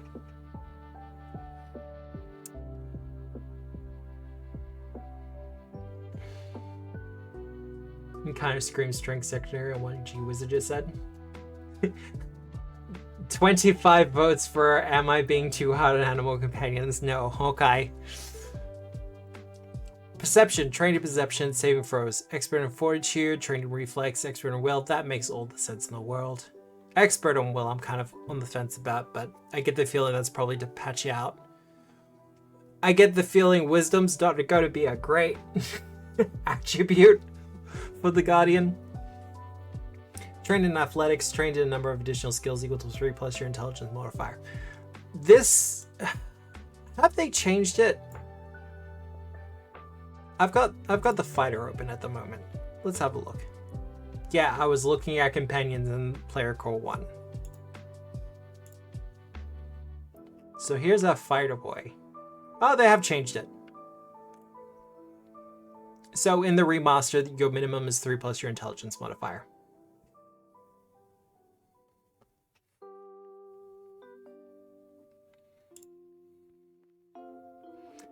Trained in simple weapons, martial weapons, trained in unarmed attacks, that's all standard.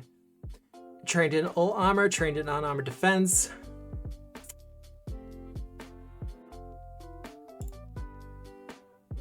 Okay, there's that big difference already. So, I am going to be doing a lot of comparisons with the fighter for the Guardian, because one of the big criticisms that's been coming out about the Guardian is that it could have just been a class archetype. So with that in mind, we are going to do a little bit of comparison.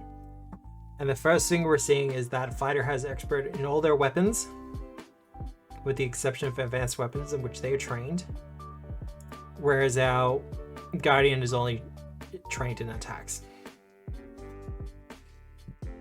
Honestly, I kind of wish they'd commit to the bit and have them expert in armor, and that would probably, it's probably not reasonable. It would probably make their armor class a little bit too outsized, especially at first level, but it would be interesting. Trained in Guardian class DC. Come on, let's get to the meat. Guardian armor is an interesting one. You gain the armor specialization in effects of medium and heavy armor. In addition, you can rest normally while wearing medium and heavy armor.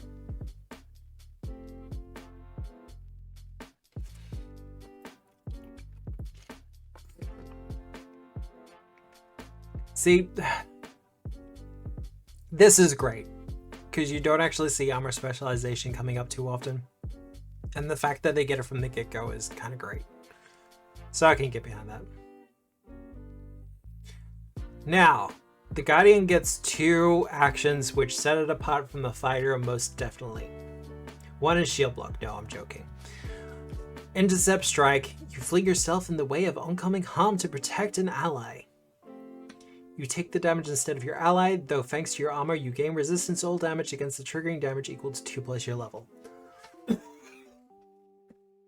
This is an alternate version on the what you get with the champion, because a lot of the champion reactions will give the person being hit 2+ your level and resistance against that damage. Whereas this is more, you take the damage, you mitigate it on yourself. And that's a reaction when you're also getting shield block. So every time between turns, you're gonna have to be making that decision. And I think that decision will very much depend on whether you're close to someone to take advantage of it or not. Taunts the other one. With an intention getting gesture, a cutting remark, or a threatening shout, you get an enemy to focus their ire on you. Even mindless creatures are drawn to your taunts. Just taunting zombies. Taunting oozes. Okay. Like, sure, mechanically, but I want to see a player describe that. I think it'd be funny. Choose a creature within 30 feet who must attempt a will save against your class DC, regardless of the result, is immune to your taunt until the beginning of your next turn. If you gesture, this action gains the visual trait. If you speak or otherwise make noise, this action gains the auditory trait. Your taunt must have one of those two traits. Critical success unaffected. Success. Until the beginning of your next turn, the creature gains a +2 circumstance bonus to attack rolls it makes against you and to its DCs that affects the target you. But takes a -1 circumstance penalty to attack rolls and DCs when taking a hostile action that doesn't include you as a target. I do want to highlight this for a second, yeah? So, there's a lot of NPC, we're not even going to get into spells, because the spells is the easy way around this. But there's a lot of creature abilities that target multiple creatures at the same time. Swipe is a big one that comes to mind. There's various creatures with variations on swipe where it's like if there are 2 or 3 players in a row, you attack all of them at the same time. That instantly gets around taunt. Abilities like that, I feel from my own experience, GMing Pathfinder 2, things like that come up more often than creatures with reactive strike. So I'm on the fence about it. Like, I get it, but there's just sometimes you're just not going to use your taunt. But to enhance the taunt, they get a threat technique. So they choose between either ferocious vengeance or mitigate harm.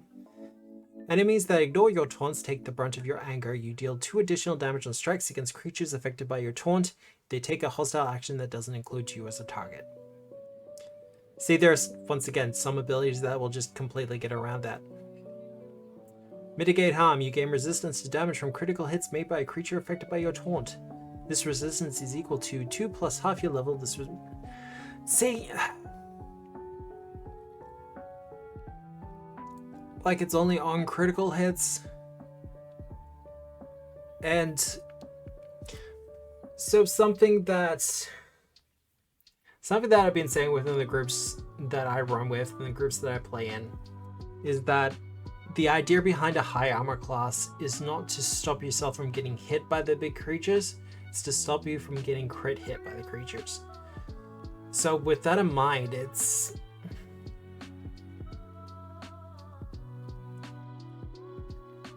If you're gonna have like these massive armor classes, you're the least likely to get critically hit. But I guess, I don't know, it feels a little tacked on to me.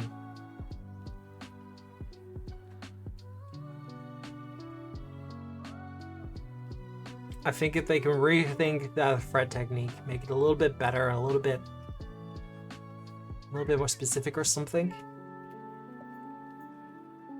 then we'd be golden.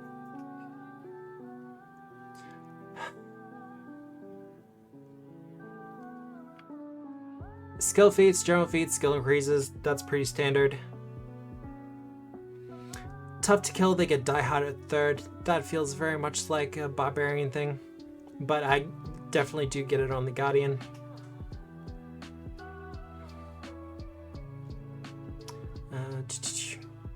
Reaction time is interesting at 7th level.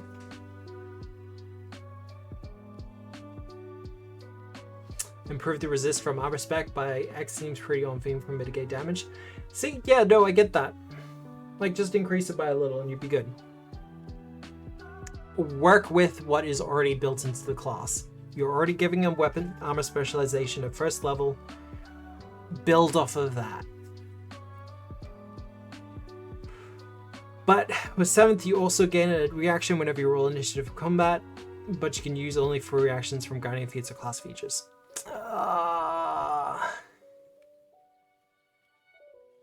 So what this is referring to is one of the rules within Pathfinder 2nd edition where if you're surprised in combat, you don't get your reaction until it's been your turn. It's kind of a niche thing. I know I forget it a lot of the time.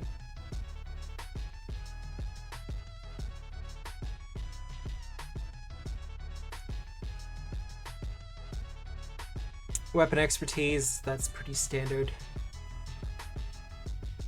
Oh, the other thing. Where was it? Armor expertise at 5th. So medium and heavy armor increases to expert at 5th, and then it goes to mastery at 11. That's faster than the champion.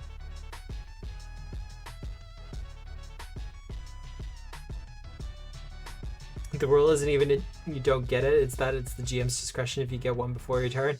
Yeah. Niche or ignored or that. But it's a class feature where they're mostly just getting they increase their perception. So I'm happy to let it slide. It's fine. Weapon expertise, where was I? Armor mastery at 11th, because I'm pretty sure champion doesn't get it until 15th.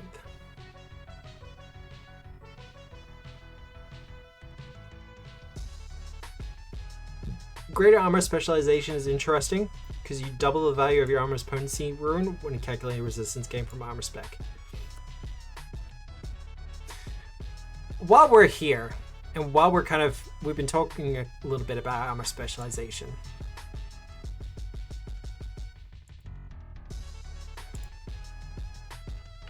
We're just gonna have a quick look at armor spec.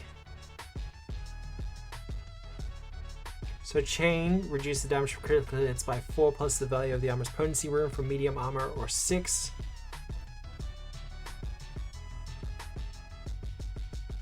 So composite is resistance to piercing damage. Lever is bludgeoning, and plate is slashing. Okay.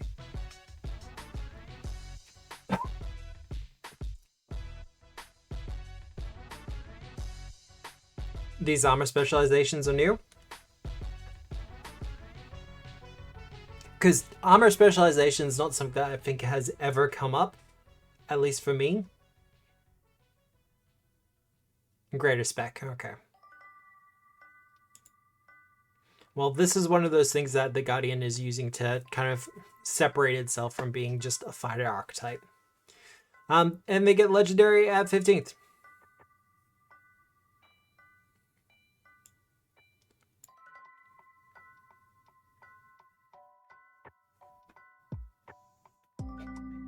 Only champions and sentinels interactive armor spec at the moment.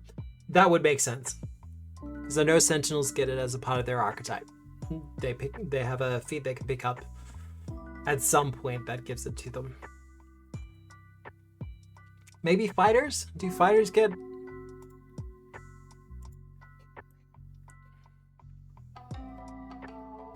battle hardened combat armor expertise. Okay. So a fighter gets armor expertise at 11. But then that never goes, yeah. But that never changes. Alright.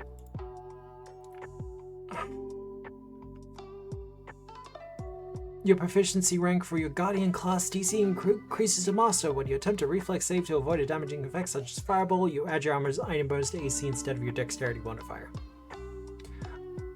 I mean, isn't that Bulwark? Oh no, Bulwark is a set amount, isn't it?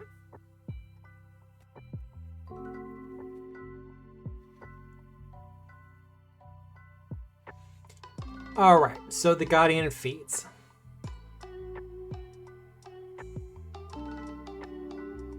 Yeah, Bulwark replaces Reflex. I do remember that because I was looking at it recently.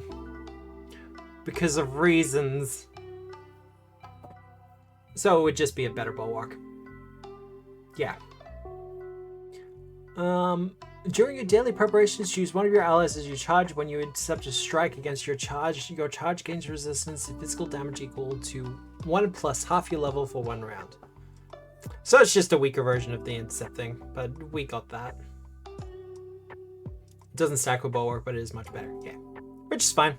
I'll take it. Bodyguard's good. It's fine. I don't know why you have to choose one person. That feels weird to me. It should be just, you know, whoever you intercept a strike for just gains that for 1 round. Larger Than Life has actually started some discussions. When you are clad in the heaviest of armors, you have an outsized presence. Though you don't get any larger, you are treated as 1 size larger for the purposes of affecting other creatures with actions such as disarm, grapple, reposition, shove, and trip while wearing heavy armor. Similarly, you are treated as 1 size larger for the purposes of creatures affecting you with those same actions, as well as swallow whole and similar actions while wearing heavy armor. So this is...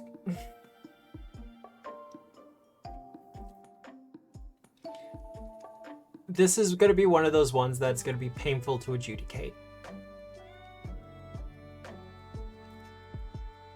Because you are treated as 1 size larger for the purposes of affecting other creatures with actions. So 1, it doesn't affect strikes. Let's start there. 2, when you're treated as being large, you go from taking up 1 5-foot space to taking up 2 by 2 5-foot spaces. So 10-foot by 10-foot space. So, larger than life, which 10-foot space are you taking up? Do you have to, like, there's no action to select this. Because the insinuation of the feat. No, you don't get larger. But this is where some of the squirrely wording is going about, because your tree is 1 size larger for the purposes of affecting other creatures with actions like disarm, grapple, reposition, shove, and trip. On the surface, This is talking about, you know, the things where it's like, if the creature is 2 size categories larger than you. But you're harder to push around. I get it. It's just the wording is a little bit squirrely. I wish it was a little bit clearer, or they kind of gave an example.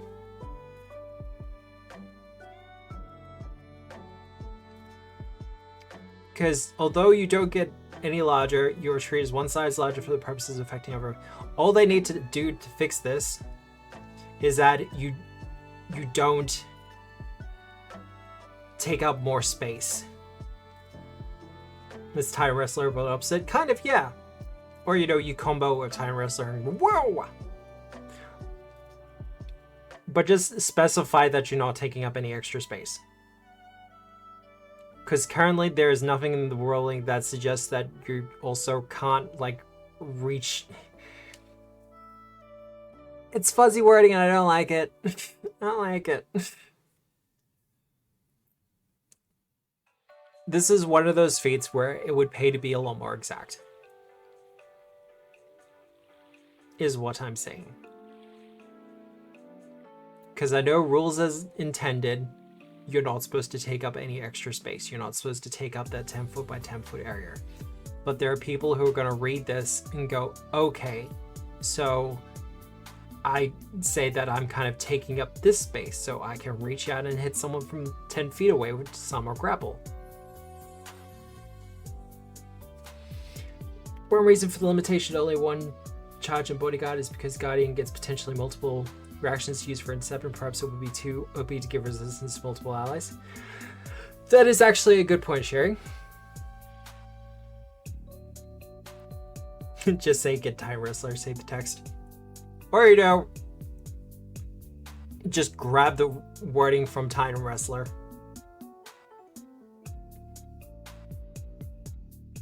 But, you know, it only works 1 size category. Titan Wrestler works for 2. Have a special in there that says, hey, if you have Titan Wrestler, it's up to 3 size categories. Yeah, it does stack with Titan Wrestler. So just grab the wording from Titan Wrestler and say if you get Titan Wrestler, you increase the size category. You're good to go. But no, Sherry J, you do bring up a good point about the bodyguard thing. Because at higher levels, the Guardian does get a lot more reactions to use with their Intercept Strike. Or Interceptor Strike. Long distance taunt, you can draw the wrath of your foes even at a great distance. When you use taunt, you can choose a target within 120 feet. I want to see this for Demoralize. Because currently Demoralize only affects someone within 30 feet. I want to see 120 feet on Demoralize.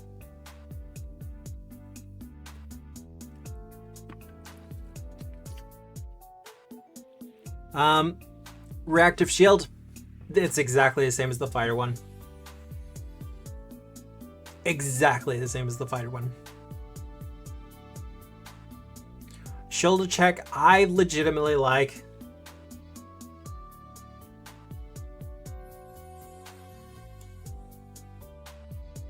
This is one of those ones that I would take time and time again if I was playing. I would take this time and time again if I was playing Guardians.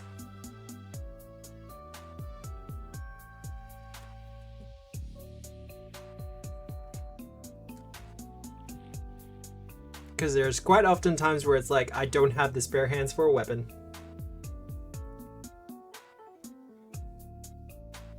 I'm not sure why the feat doesn't say Guardian Fighter Champ. You know what? Like I said, we got the fighter open. Let's have a look. You immediately use the Raise the Shield action and gain your shield's bonus to AC. You immediately use the Raise the Shield action and gain the shield bonus to AC. Circumstance bonus from the shield applies to your AC when you determine the outcome of the triggering attack. The outcome of the triggering attack, yeah, it's the same feat.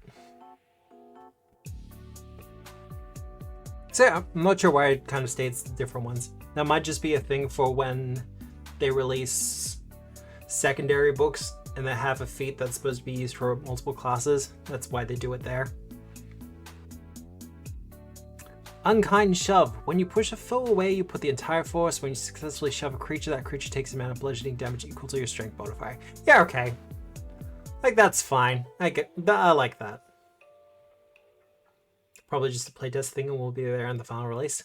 Potentially. Well, we'll see.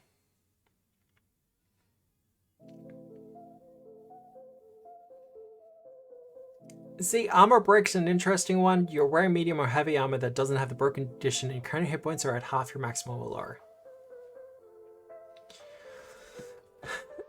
See, the idea here is you break your armor to do more damage, essentially.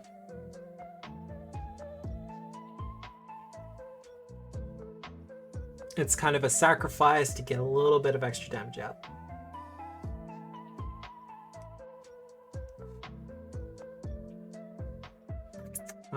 Covering stance.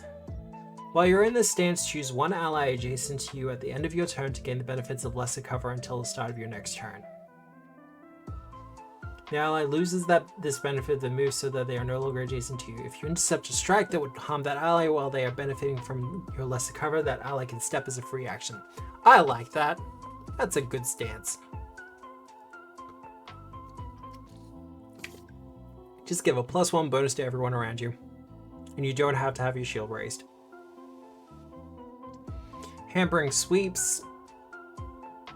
Until the beginning of your next turn, or until you move, whichever comes first. Foes within reach of the weapon you are wielding or your unarmed attack can't use move actions to move outside the reach of your weapon or unarmed attack. They can still move to other squares within reach of your weapon or unarmed attack.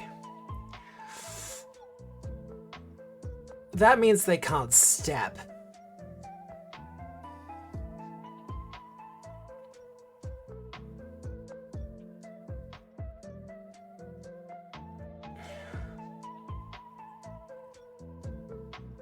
So we give our Guardian a reach weapon. Like a glaive or something. Anything with reach, really. Can still step within reach, but can't step out of that. That's a tremendous amount of lockdown.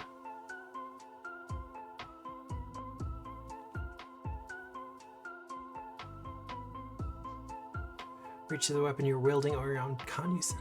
Until the beginning of your next turn, or until choose your adventure reactive strike edition, yeah.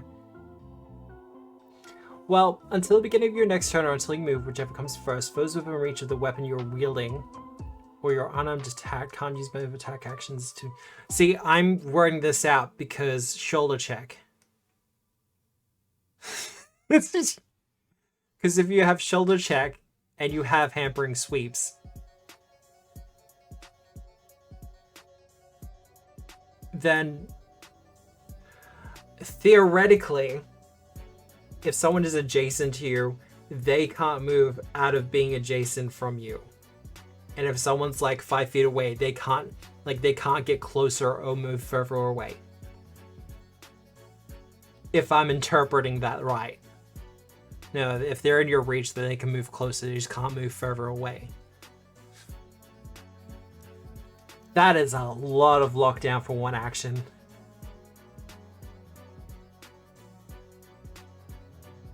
Wait, Shield Bash. If you're wielding a shield, you always have...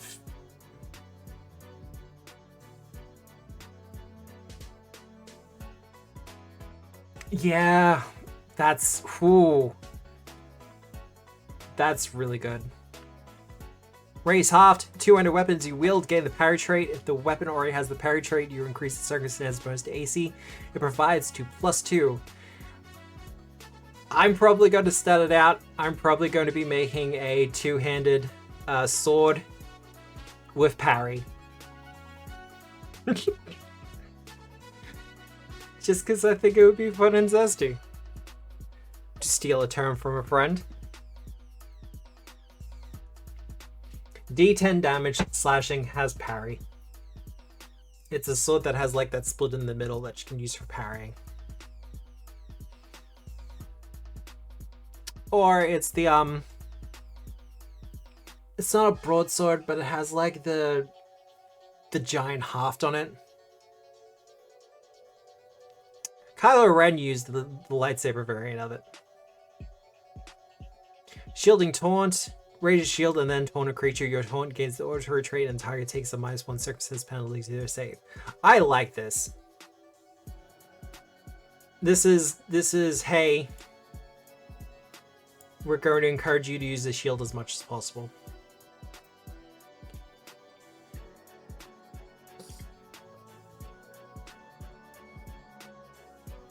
Area cover. You can open yourself up to large scale attacks to protect those behind you.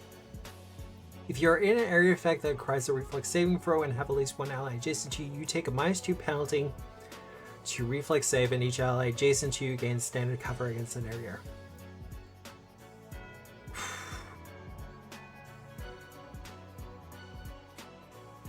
Okay, but hear me out. If you know the Dragon's Breath is coming, so we're gonna use Dragon's Breath as our example here. And you're using a tower shield. Bear with me here. And you've raised a shield and you're taking cover. That counts as total cover for you. No. Once again, we get back to squirrely wording when it comes to tower shields. I'm just thinking how you could work that. But area cover is a great one if you're using a tower shield, because it would cancel out the benefit you get from taking cover. And it would just be a case of you align your tower shield on the ground or something like that so other people can use it for shielding. I get that.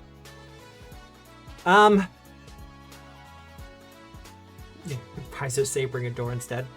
Well, there is a magic item that is a tower shield and is also a door. So, averting shield. You reflexively place your shield between your eyes and visual dangers. While your shield is raised, you gain the benefits of avert gaze. This is so niche. This is so very niche for a class feat. It is very cool. Like, for the right campaign, when you're dealing with a lot of things with doing visual stuff, beautiful, fantastic. But I guess that's why it's there. Flying tackle, stride, and then leap. If you end your movement adjacent to a foe, you can attempt to trip that foe. If you succeed at the athletics check, you get a critical success. You can use flying tackle, borrowed climbing, swing, blah, blah, blah, blah, blah.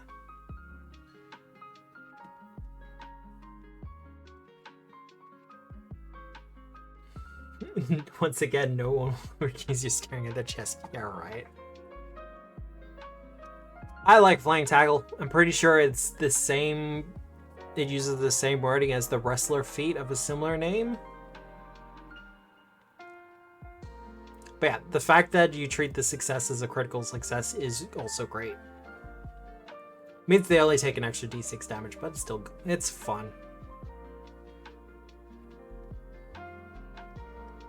The more important thing here is the stride and then leap, because if your movement's been reduced to like 10 to 15, then you move 15, you get an extra 10 from the leap. So 25 all up, and you get your trip at the end of it. So I'm liking flying tackle. Intercept energy. Your intercept strike also triggers when an adjacent ally would take acid, cold, fire, electricity, or sonic damage.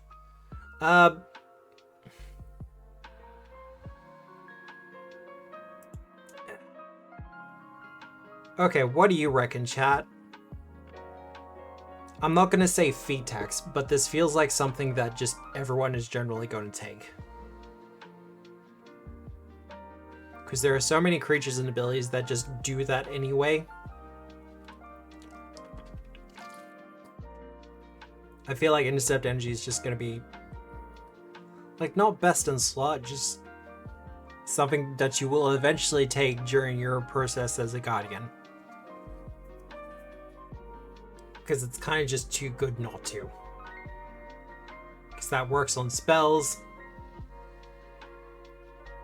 That works on lots of different abilities creatures have. Yeah, bumps exist. Exactly. So you have something like area cover working. And then you also intercept strike when they get hit by said thing. Intercept foe. An ally is the target of a melee strike, and you could reach that ally with a stride action.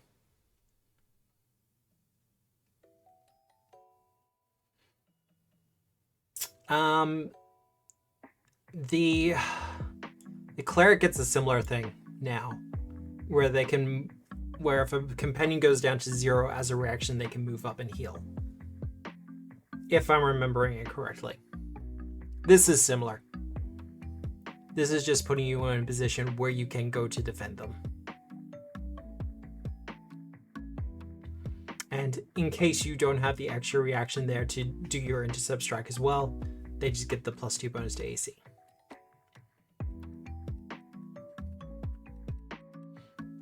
Shielded attrition. Raise your shield and then stride up to half your speed. Your movement triggers enemies' reactions as normal, but whether an enemy chooses to take that reaction or not, if they were able to react to your movement, they can't react to your ally's movement until the start of your next turn.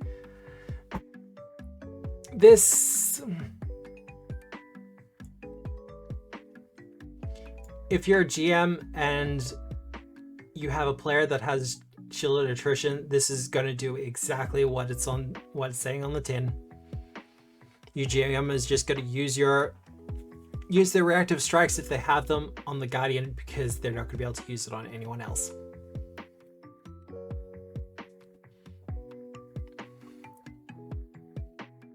So this is a good example of a feat that's doing exactly what the class is supposed to be doing. And I can appreciate that. Disarming intercept. You intercept a melee strike made with a weapon and are adjacent to creatures that made the strike. After intercepting the strike, attempt to disarm the weapon used for the attack. You don't need to have a hand free, and you gain an item bonus to the athletics check equal to the value of the armor's potency rune. I like that. That's good. Because with the alterations they've made to disarm, that is just so much better.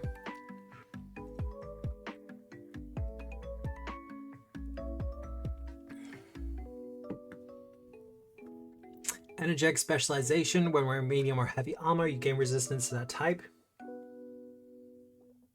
It's good. It's disarming block buff for Guardian. Exactly. And you don't even need to use a shield for it. You just need to be in your armors.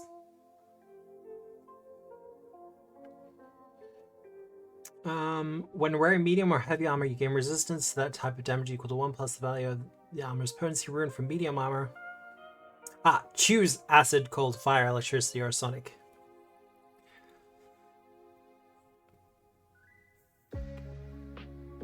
That's gonna be really annoying.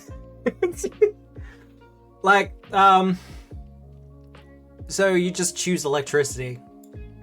Because there are so many electricity spells that are like, if the target of your spell is wearing metal, you get a bonus equal to a +1 or +2 bonus to the DC on this. So you're wearing metal armor. It's like, yeah, no, I'm easier to hit, but I've also kind of attached a lightning rod to the back. I'm fine. Hey, armor adventures don't feel so special now. Ooh. Is that a shots fired? I think that's a shots fired. Mobile protection. Your intercept strike triggers when your charge is up to 10 feet away and takes damage. When intercept strike is triggered in this way, you can stride up to 10 feet before you take the damage, though you must end your movement adjacent to your charge. Has to be with bodyguard. Okay, so Sherry J, you were absolutely correct. Because there's extra stuff building off of bodyguard, like mobile protection. If you have it affecting more than one person, then that would just get either too messy or too powerful. Yeah, that's pretty sweet. And it does mean you can have the whole, like the Squire Knight thing going on, or, you know, the bodyguard for a wizard, etc. Reactive Strike! We know what Reactive Strike is. It's attack of opportunity.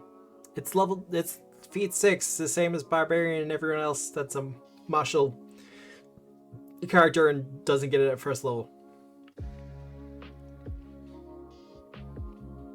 Reflexive Shield, that's the same as the fighter one. I feel like a cheater. I should have said that I read it in the PDF. That's fine. I've already read it as well.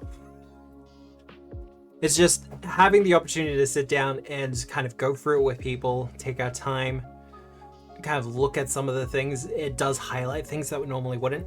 I like being able to have an open discussion about these playtests. And it's something I do want to do as more playtests come out and stuff like that. I really should do it for Starfinder as well.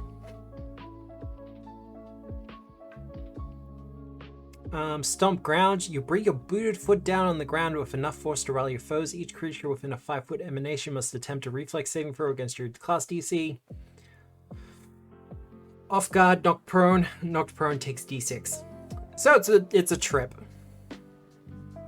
A trip with extra steps. And a bit different. Oh lord, he come in the feet? Yeah. Group Taunt. Your taunts draw the attention of multiple enemies at once. When you use Taunt, you can choose up to 3 targets within range.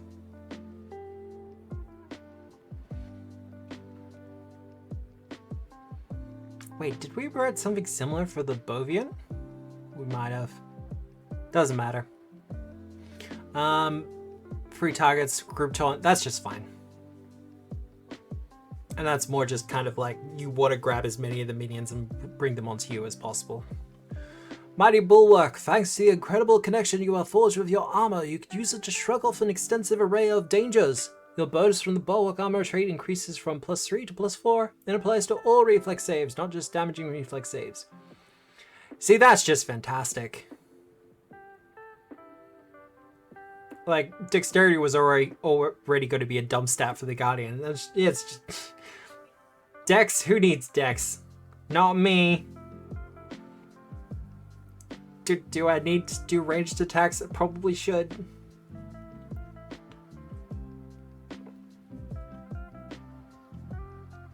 A Sentinel cool class, essentially. Here's these skill actions, reskin his class feats. Well, part of that is because class feats have a different economy to skill ones.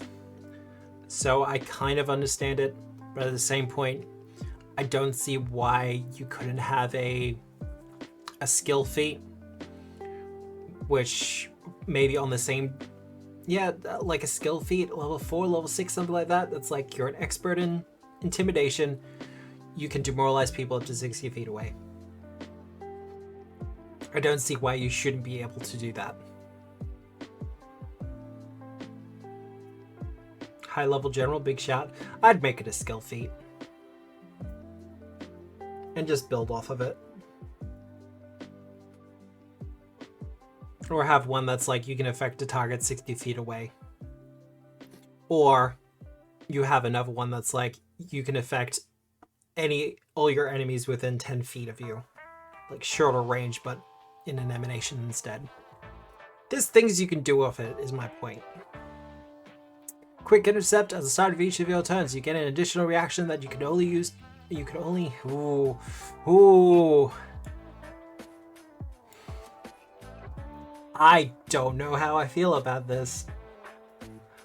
Like, I get that this fits into the economy of things like this. So it's usually around level 8, level 10 that most things that are built off of having a shield and doing shield blocking gets a feat like this. Yeah, it's quick block, but intercept. There's a part of me that kind of feels, yeah. Once again, this is one of those feats that pretty much everyone is just going to take. Unless they're in a party that already has a lot of their own like armor and blocking going on. Yeah, I don't know. Repositioning block. Prerequisites shield block.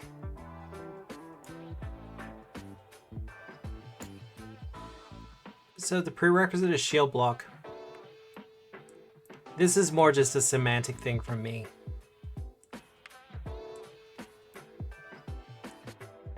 You get shield block at first level, so why is the prerequisite there?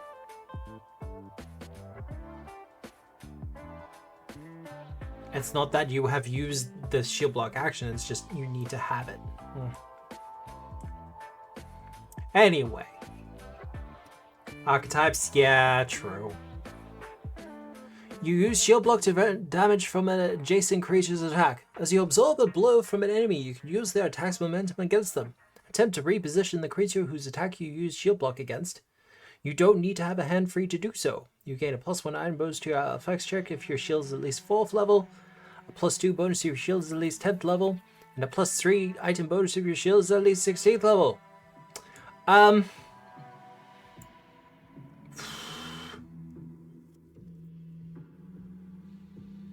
Even then, why wouldn't the archetype give block? It does seem like a gimme, but I feel like the multi-class... Just do the run. That's exactly what I'm about to bring up. In the remaster, you have shield runes now. So just tie it to the shield rune and be done.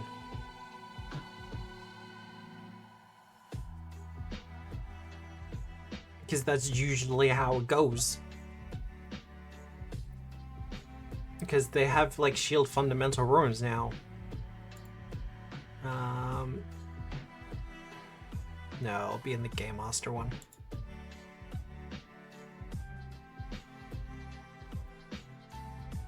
And just have it not count towards your shield runes. Yeah. Yeah, I don't know about that. Shield from arrows. Before we move on, I feel that's one of those ones where I might have to go and grok it out. I blame Dan for imbuing that terminology within me.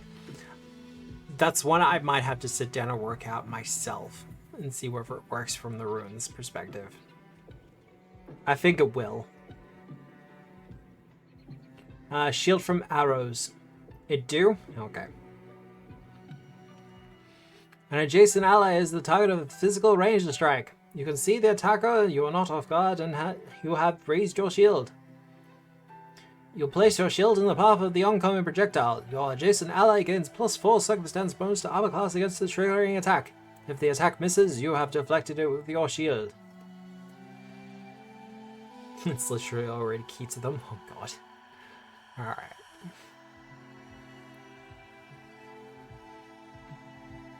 I like that.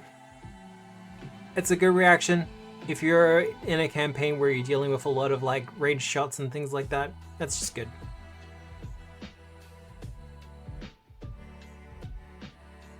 Like, have a guardian next to a commander, you're set. Get behind me. When you use intercept strike to protect an ally, you can move that ally up to 10 feet within your reach if they are willing. You can't move your ally into or through obstacles. And you must move your ally to be farther away from the source of the attack if possible. This... If you have intercept throw, you can move your ally in the same way if you end your movement adjacent to your ally. All the GM core shields are into it too, so it's only a backwards facing feat. And normally this would be where I would say something along the lines of the remaster is still reasonably recent in terms of multi-year development cycles, but this is the playtest. So this is like within the first year of development, maybe second at most on the outside. Like, you start building your classes pretty much as the first thing that you do when you're building a book like this. It's what we did with the Thanator and the Shaman for Sinclair's Almanac. It was the first thing we were looking at. It was the first thing we started building because we knew it would take the longest time to develop. And Paizo have said that they don't have a singular person working on any class. They have 3 or 4 people who will be working on a class. So yeah, it's a bit weird. Get Behind Me works perfectly with the bodyguard thing. In Hijinx's Podge, their version of the Pathfinder Society, I have Bunker Ben, who is currently a fighter. He's an orc fighter with heavy armor, tower shield. I'm rebuilding him to be a guardian. He would take Get Behind Me in a heartbeat. I'm not sure if he's grabbing bodyguard, but he would absolutely grab something like Get Behind Me. Shield Salvation. You can save your shield from total destruction even after a devastating attack. If a shield would be destroyed due to damage taken during a shield block, the shield remains intact at 1 hit point instead. Its destruction is weakened until you take the time to repair it thoroughly, preventing you from using Shield Salvation to save the same shield until your next preparations. I like that. That's just, I don't want my shield to go boom. It's a Sentinel Fate? Well, there you go. Well, here's a question for you, chat. They've already said for Player Core 2 that they're looking at a bunch of archetypes. Do we think Sentinel's even going to exist? Like, if this is what's on the way...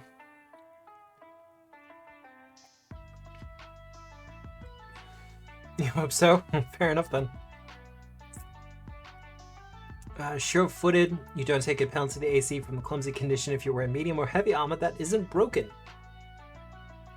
Your clumsy condition still applies to other dexterity-based checks and DCs. Oh, okay. Alright. So it still applies to reflex saves, just not to your AC. Yeah, okay, I can dig it. Tough Cookie. 2 actions, once per day, your current hit points are at half your maximum or less. Though you've taken a lot of punishment, you aren't easily brought down. You gain a number of temporary hit points equal to half your maximum hit points that last for 1 minute. So it's a quick heal. It's a once per day quick heal.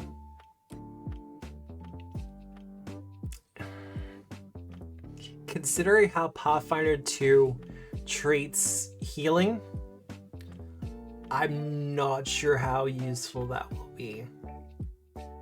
Unless you're in a party that really has eschewed all magical healing, all medicine, I don't see how much of a use that will have. I could be wrong, however. Armored counterattack. Intercept strike. You intercept a melee strike and are adjacent to the creature that made the strike. Once per day, 2 action. Yeah, look. Once per day actions are good if they're simple and kind of off the cuff. If they don't take a lot. You see this in things like Quicken Spell, where it's 1 action, or it reduces 1 action, but it's 1 and done. 2 actions, it's kind of like, yeah, okay. Armored counterattack. You intercept a melee strike and are adjacent to the creature that made the strike. With the might of your armor behind you, you hit back at the foe who would dare to try to hurt your allies. After intercepting the strike, make your own strike against the triggering enemy. If the strike hits, the target is off guard against the next strike made against them. I mean, it still does damage as well. And that's the target is off guard against the next strike made against them. So that's not necessarily you, that's just anyone. Yeah, right. Now, you'll notice as you get into the higher level brackets, you get less and less feats. That's pretty standard. Powdergon's Guard. Stance. Once you've had a moment to set your shield, you always have your shield ready without a fort. While you are in this stance, you constantly have your shield raised as if you use the Razor's Shield action. Yes! Beautiful! Love it! Wish it was level 10. Wait, fighter gets that?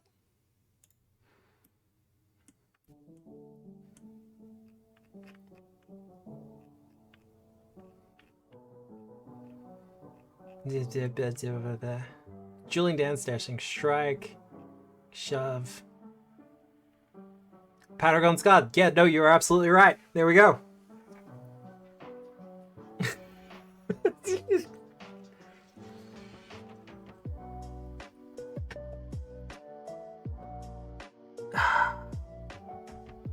Like I said when I started going through this, yeah, Champ should have it. I hope they have it in the remaster and Playcore too.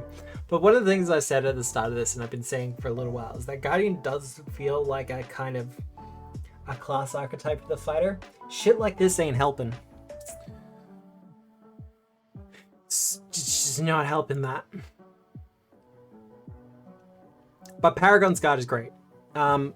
I wouldn't mind seeing it at level 10 for the Guardian specifically. I know why they're keeping it, why it's at 12 for now, but I would like to see it at level 10. Just to kind of show this is the armor and shield focused class.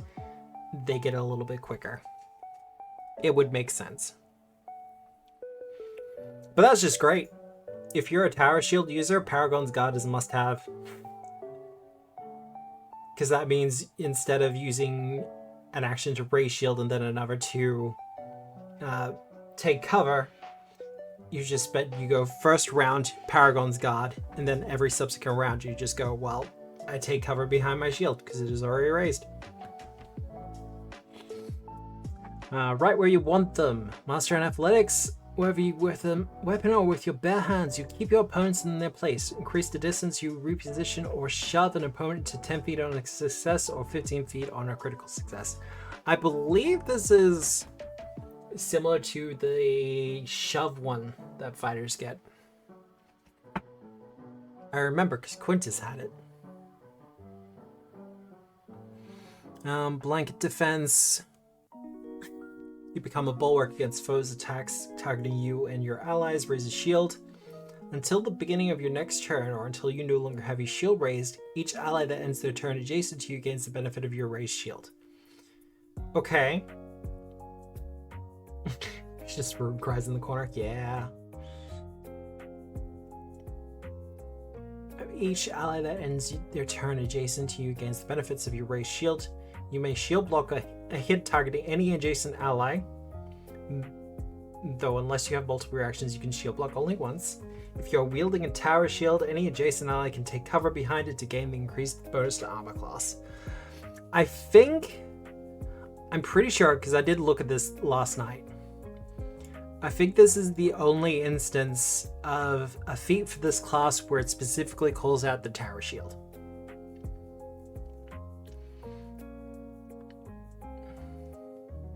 Pretty sure it's the only instance of it. And speaking on the tower shield, gains the benefits of your raised shield. So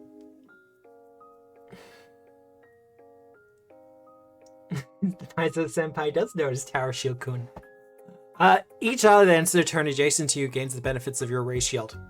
So if you're using a Fortress Shield, getting the +3 bonus to your armor class, everyone who ends their turn adjacent to you gains that +3 bonus. So without saying it out loud, this is kind of Tower Shield stuff and additional card.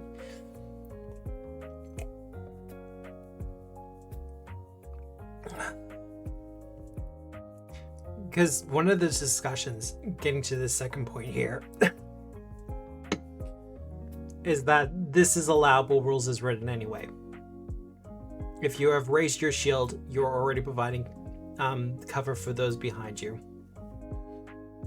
But I'm guessing this is for also people around you, not just directly in the way.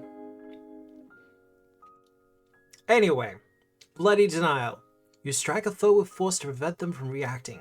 Strike a creature. If you hit, the creature must attempt a fortitude saving throw against your class DC. If your strike was a critical hit, the result of the save is 1 degree of success or worse. What's that success? The creature can't use reactions against an ally you designate until the beginning of your next turn. Look, this is level 14 feet. Okay, failure. There we go. That's just shutting down reactions. Hydras are fucked. Anything with multiple reactions. Just because I have a special place in my heart for it, the Hecatoncheles Titan, that gets 100 reactions to do reactive strikes or attacks of opportunity, whichever way you want to look at it. A failure on that would just mean no more for them. Improved intercept foe. When you intercept a foe, you gain a plus 10 circumstance bonus reaction, so it's from 20 feet away. And you gain an additional reaction that you can only use for intercept foe. See, that's great. I would like to see a little bit more of that. You know, you gain an additional reaction, but you also get something extra on top of it. Just to make it feel a bit more better to pick it up as a class feat. Clang. Once per turn, an enemy critically misses a strike or spell attack roll against your AC. As the blow or spell glances off your armor, you make a foe pay for attacking you. Either strike the triggering enemy or stride up to your speed towards the triggering enemy. If you do so and enter your movement adjacent to the enemy, they are off guard until the end of your next turn. Wow.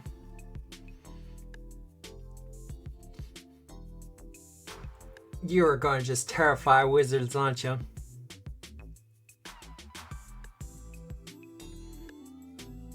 Improve reflexive shield. That's the same as the fighter one, I believe.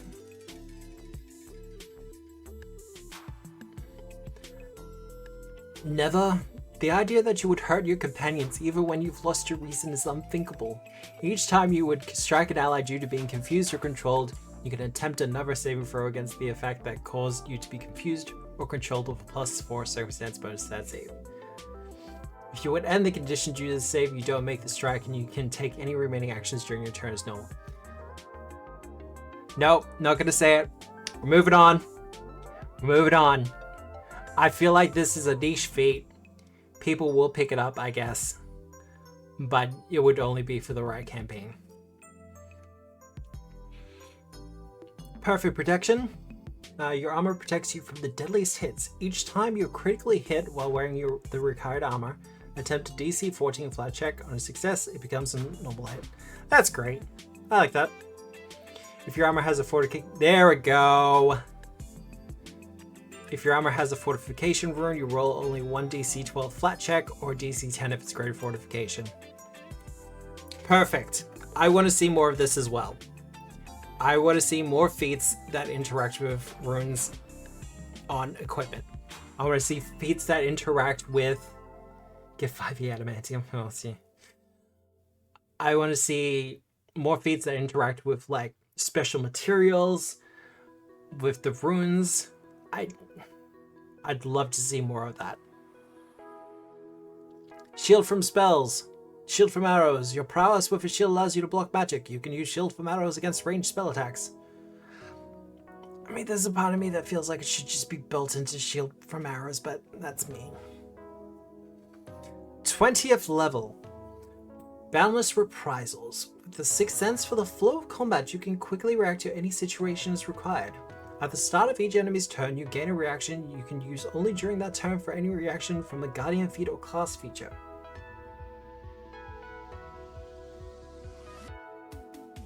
Guardian can't take it, it's fighter only.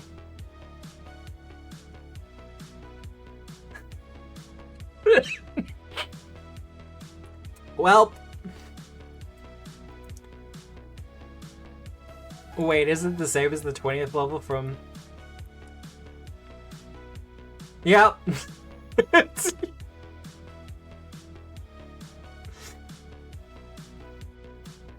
Whoops.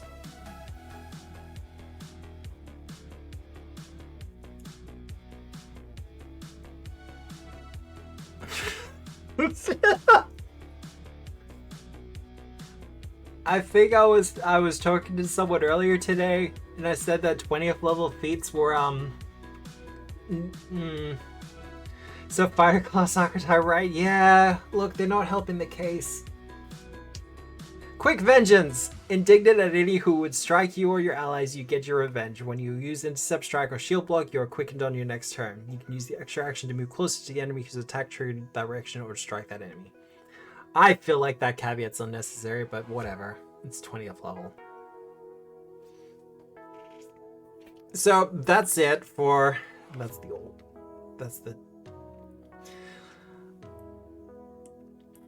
go back up.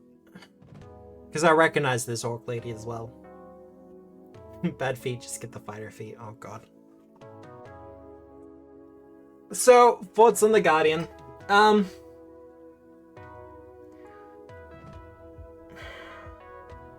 I feel like that it's got enough going on that it delineates itself from the fighter enough.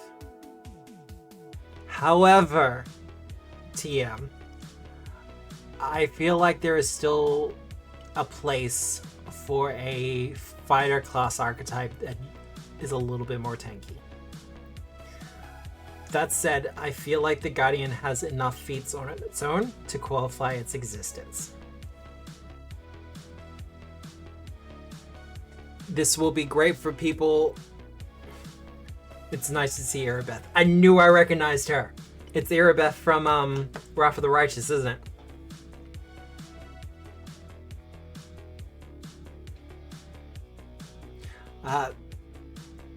Yeah, thought it was Erebeth.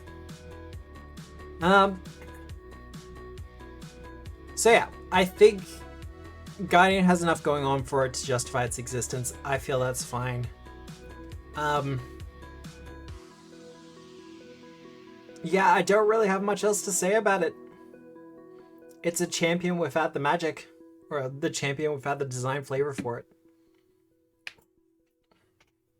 So for instance, if thematically speaking, you're playing a party that's really hardline against magic, like an Alkenstar group, perfect. The fighter without the fight. Yeah, no, exactly it. Because do they ever get master with weapons? Oh, weapons spec.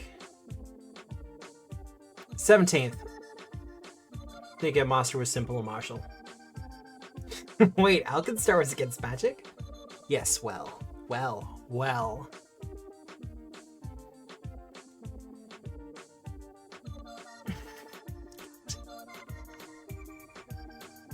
We're never going to be able to let go of that AP, are we? Just never. So yeah. Yeah, I think Guardian has enough going on. The intercept stuff is cool. The taunt's also fine, I guess.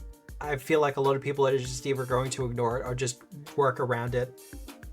Because there are enough ways to work around it.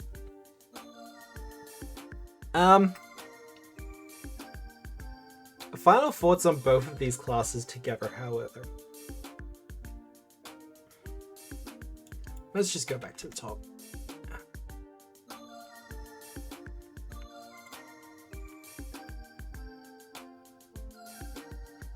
An intercept and strike feat would feel nice. Yeah, but that's not the point of the class. Or at least that's not the identity of the class. It would feel very nice. And it could round it out a little bit. But if you're talking about the identity of the class, it wouldn't really fit. I get the feeling probably a lot of people brought that up during the development. Fuck knows, I've thought of it. But I feel like it would go against the class identity to put that in there. Like, there's a part of me that feels like you could run, much the same as the Commander, you could run the Guardian completely pacifist. It has enough actions, it has enough things going on that you could run it without ever having to do a strike. Maybe do a couple of maneuvers here and there, but you never really would have to hit with it. That said, as kind of a final thought for both classes, considering the complexity that we have seen in previous playtests, especially with the Animist and the Exemplar, the Guardian and the Commander seem simple by comparison. And this is a good thing. Like, they're bringing out two new classes that feel a little bit simpler to manage and work out. Like, even the tactics on the Commander, it's all very straightforward. It's all right in the text there. And people can either use it or don't. The choice is theirs. It's very simple to just wrap your head around. And Guardian's the same way. If you don't want to have to worry about things like lay on hands, and you just want to be a tank who is a tank, Guardian's right there. Simple, uncomplicated. You don't have to worry about gods. You don't have to worry about extra anathemas. You don't have to worry about the fact that your reaction might change depending on who your god is. It's right there. It's simple, it's basic, it's good to go. And I appreciate that.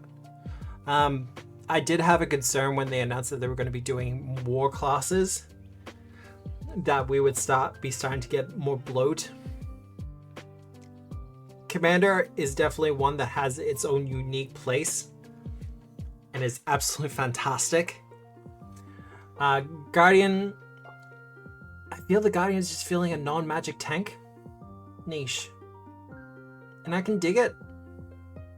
It's better at it than the champion, because it is better at it than the champion.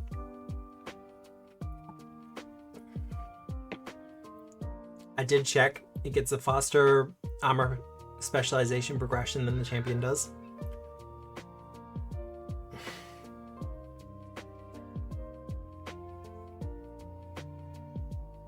Guardian is starting to push into that blue territory. I do agree with that, though. I will be concerned if next year they announce another 2 classes. I'm just gonna be like, no. Please, no.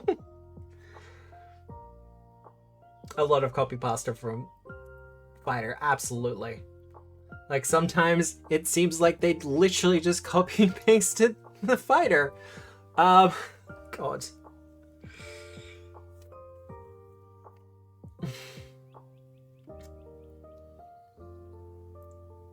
I have concerns if they announce any future classes.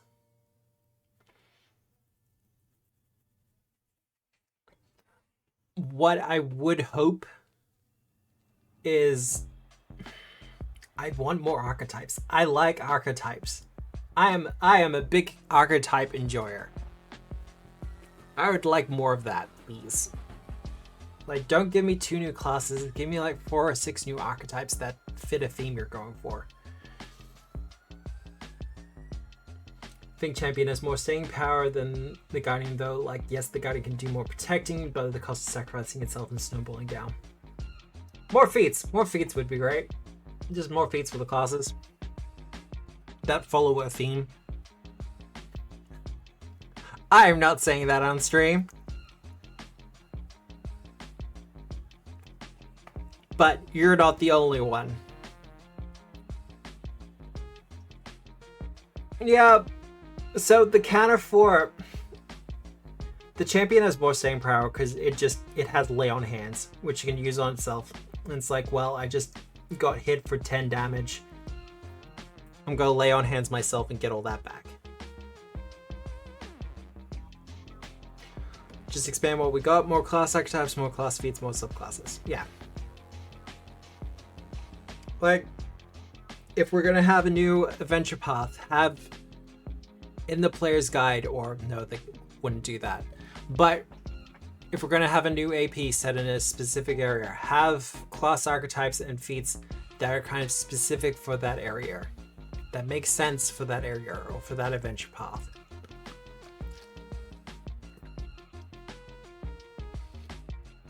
Like with High Helm, give me a fighter subclass.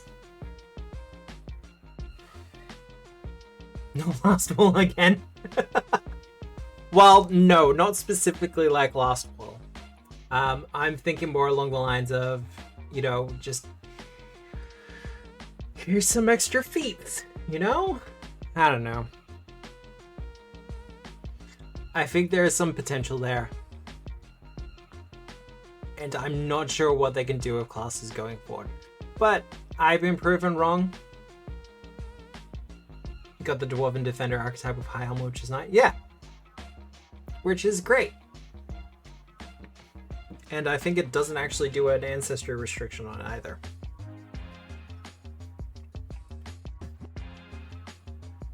But, putting all that aside, I am super keen for the champion. I will probably be writing up more than one commander because I love the idea and the concept behind it so much. So damn much. I'm probably going to write up a class feat for that either tonight or tomorrow for working with ships. Call it Captain and Commander or something like that. What's the name of that series? Master and Commander? Something like that. It does not just region locks. Yeah, that's fine. That's easier to ignore than, you must be a part of Last Roll.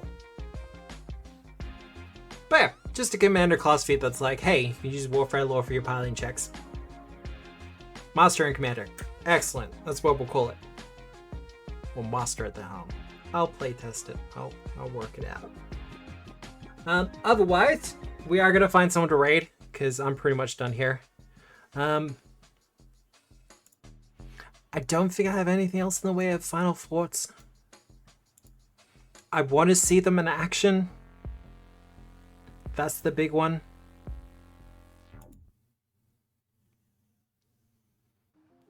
Yeah, Dwarf's playing Elden Ring. We're gonna raid into him. Wolf Underdown. Yeah, well. But yeah, I want to see him in action. I'm going to see if I can encourage any of my players at PFS to play one. Because I think that'd be fun. I will say both classes work from level 1, which is also great to see. You don't have to wait a couple of levels to have it being more functional. Raid.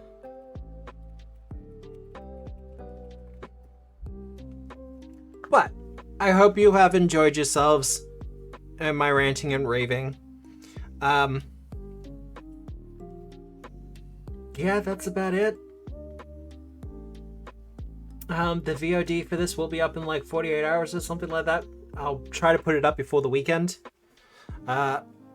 So people can be like, oh, Matt said this on his stream about this thing. Otherwise, be involved in the playtest if you can possibly. If you have agreed with me on anything here, or just had your own thoughts in general. No, we want this one. There we go.